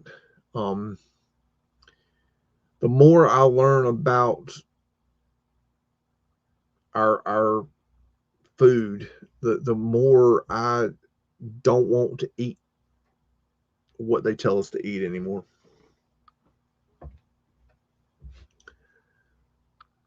So yeah, Hippie watched that movie. She didn't like some of the parts they were showing. I believe it was animals being slaughtered, sacrificed. Yeah, I think in India. I don't know. She didn't like that. I understand that, but so that's the thing. We don't know where our food came from. Like somebody puts a steak on your plate, you have no idea the provenance of that steak. You don't know where the history of that cow, what they went through in their life, what they were fed, how they were treated. And it's just not it's not a pretty picture once you really get into it. It's they put these on the packaging of our food. They put these pretty pictures of farms and stuff, so you think it's all from this beautiful farm, and it's not like that at all. It's horrible. And I don't think most people really understand that. I don't think you really understand what goes into the farming and slaughter of our food supply. And that goes for chickens and turkeys, fish, anything, any meat. You really should look into that. It's hard to stomach, but I don't think most of us really understand where our food comes from. How the people are treated that work in these facilities. It's the people, it's the animals, and the stuff. And then you got stuff like McDonald's, you know, mixing pink slime into it, you know, filler meat. Like, what?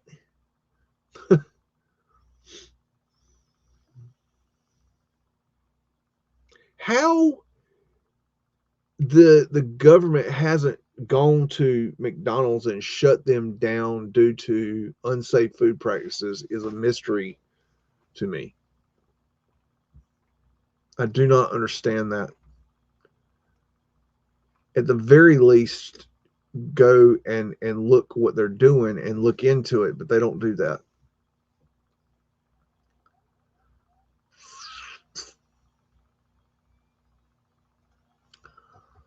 Yep. It's everything. It's all of it. It's all our meats. It's not good, y'all. And I know a lot of you love your steaks and your, you know, fish sandwiches and your, like, do you even know what a fish fillet is? Like, do you even know where that comes from? Have you ever seen the do you know what, you know, mass fishing is, like trawler fishing? Like, have you ever seen that process? It is unbelievable to watch how they catch those fish and then process them. They literally take a net and drag it behind these huge ships that's this net is can hold,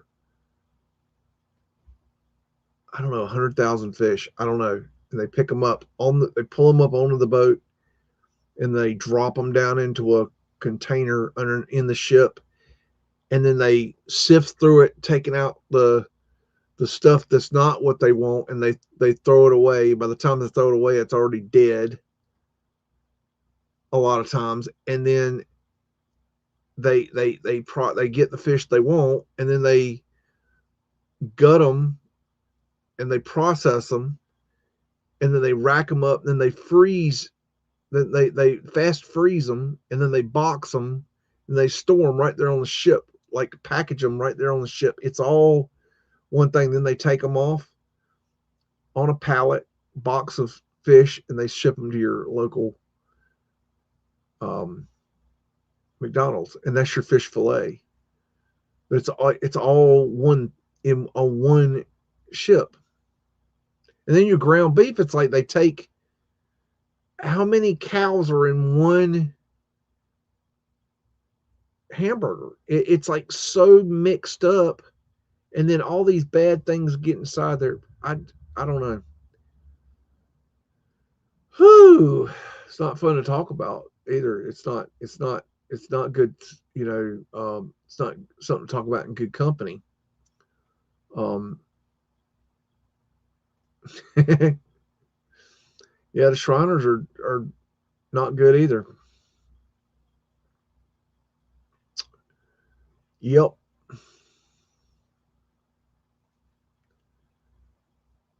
Yep. Yep. Yep. Yep. All right. All right, you wonderful people. Oh, let's not even talk about hot dogs. No, no, no. I won't touch a hot dog. That's everything I just talked about. Is a hot dog is below that. It is. Oh yeah, bleaching the hamburgers. It's like the McDonald's potatoes. They take out the nutrients and pump in chemicals into the potato to give it flavor and preservatives and to make it taste a certain way. They take all the nutrients out. Like, you're, oh my God, people that are eating this stuff. You want to know why people are NPCs and dumbed down, and like they have no nutrients in their minds. Their bodies are literally eating themselves because they have no, they're not getting any nutrients.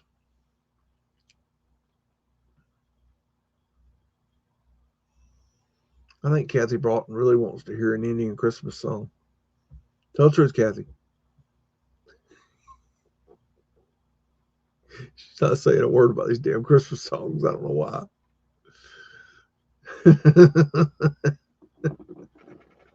I'm messing with you, Kathy. It's just in good fun.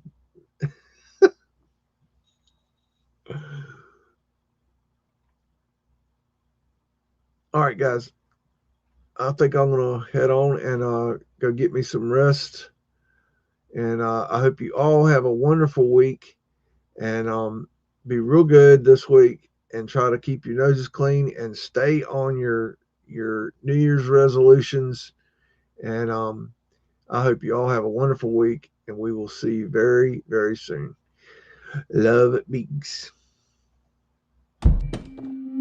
This motherfucker don't miss. No, he's fucking good. That motherfucker don't miss, man. He's good. In the heat of battle, he don't miss. No. In the heat of controversy, he don't miss. No.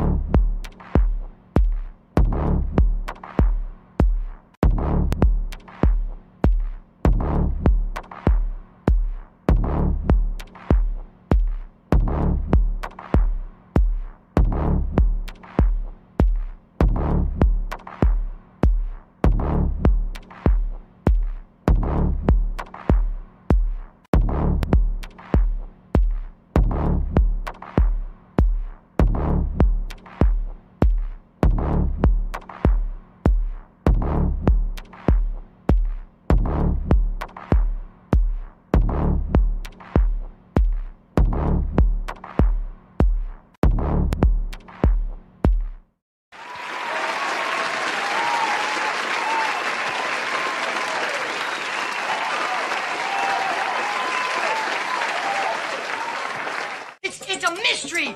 It's a mystery wrapped in a riddle inside an enigma! Don't you get it? Say woof again! Say woof again! I've got one that can see.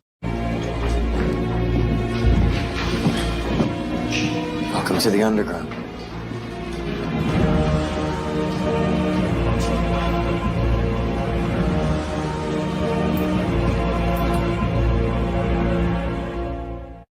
This is my kung fu, and it is strong. See you later.